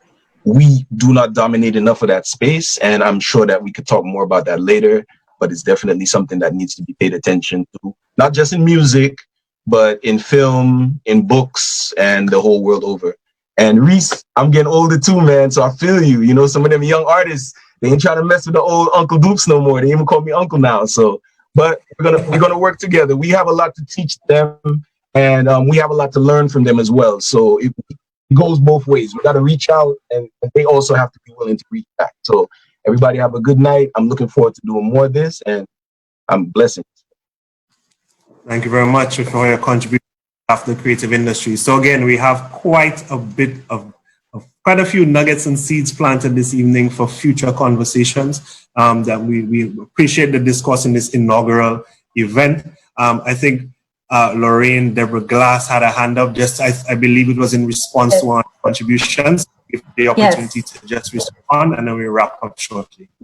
Just to say to the gentleman who was asked about his age and the younger partner, I think the loans officer, whoever she was out of place, and he should have his lawyer call that officer and check them clearly, because that's discrimination and that is not permitted.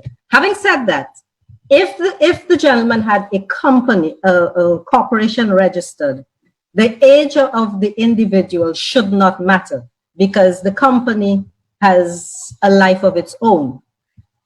If he made an application as an individual, maybe under a business name, then there's a question of continuity of the business. And that's where his age would come into an issue. So these little things need to be checked, and maybe he should ask why his age matters. Because if he has a corporation, age is not a factor, because the company has its own life and it continues. That's it. Thank you very much. The only thing I am wondering though is whether, I'm not too sure what institution he was dealing with, is whether or not you are trying to access special funding, say like a youth enterprise fund, that is probably allocated for specific.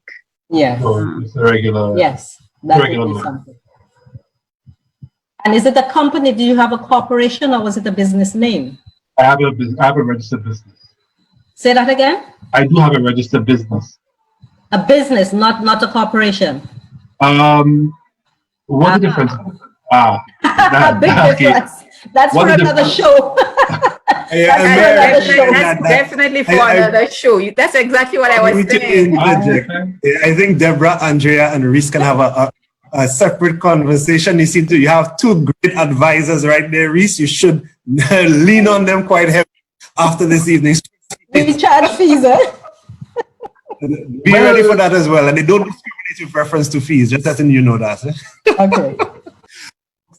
It is now 8:15 p.m. and unfortunately, as the adage says, all good things must come to an end. We had quite a bit of discourse. We had a large, very extensive discourse in multiple areas. We've had 5 great panelists this evening representing everything from shipping and logistics, entertainment, technology and innovation, trade, and creative industries as well. We had some very good discourse. There's some key takeaways for this evening. There's need for greater discourse on a myriad of areas. One of them being in terms of finance, in terms of accessing finance, being prepared to access finance, financial literacy, ensuring that we know what we're dealing with, what the financial requirements of institutions are, what statements are required.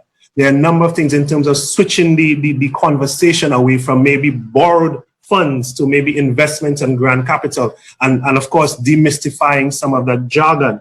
We're looking at potentially St. Lucia having further discussions about St. Lucia becoming the Caribbean's new Silicon Valley. We're looking at exploring remote working as a tourism generating possibility, as a revenue generating possibility for St. Lucia. We're also looking at, of course, the cannabis industry and what the potential implications are for us from a legislative perspective, as well as what the opportunities are for us, in growing our economy going forward. I think as Mr. Collymore rightfully said, it's important to also have a growth mindset. And collaboration is one of the key words. We need to ensure that the individual entities, institutions, and agencies work in collaboration for the betterment of St. Lucia as we press forward in this new normal. This is a phrase that we're going to be overusing as we move forward, the new normal. So we don't entertainment industry will look like, as Ms. Rambali said, but we're looking forward to the potential opportunities that we can seize going forward. So there's room for much more conversation, much more dialogue. This was a great litmus test. I had an immense pleasure in being your chairperson this evening. I want to say a special thank you to our panelists for making up their time to put themselves out there to present and to answer some of the questions. And of course, to our viewing audience, thank you for making the time and thank you for putting your country first and to engage in these sort of discussions that will drive our country forward. So with those few words, thank you once again, and I will now turn you back over to our co-hosts to take you home. Jimmy, you gonna go ahead? Yeah, why not, Lindell? I just want to echo everything Omari said. This for a premiere for our very first episode. This was awesome. It actually exceeded our expectations. The inputs from the panelists were great. The questions from the audience, the viewing audience, were awesome.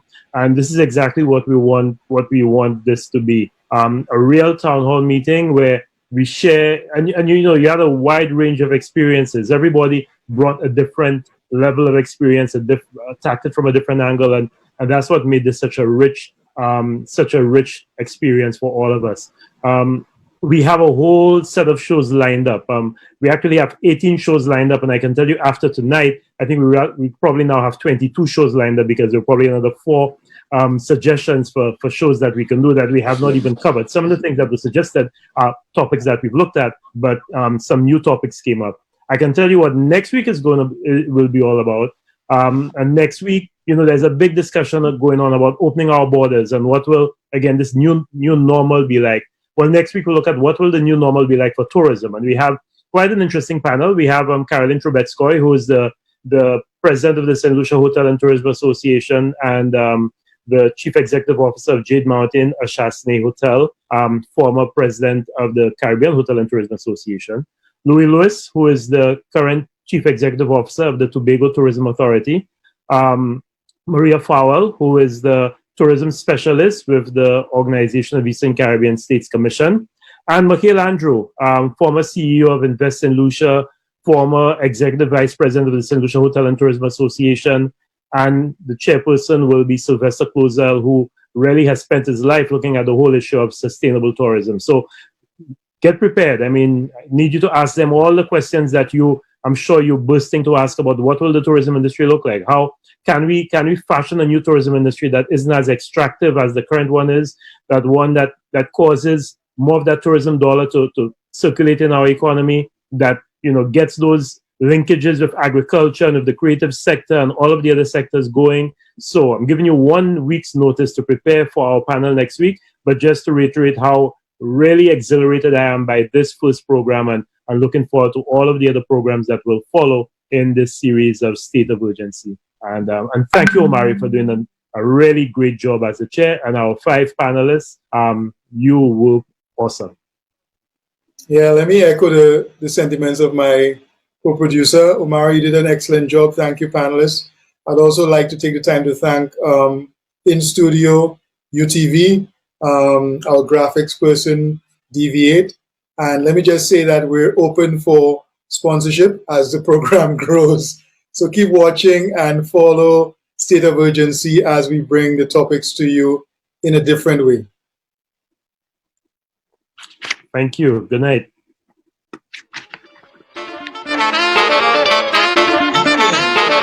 and we're off. Everybody.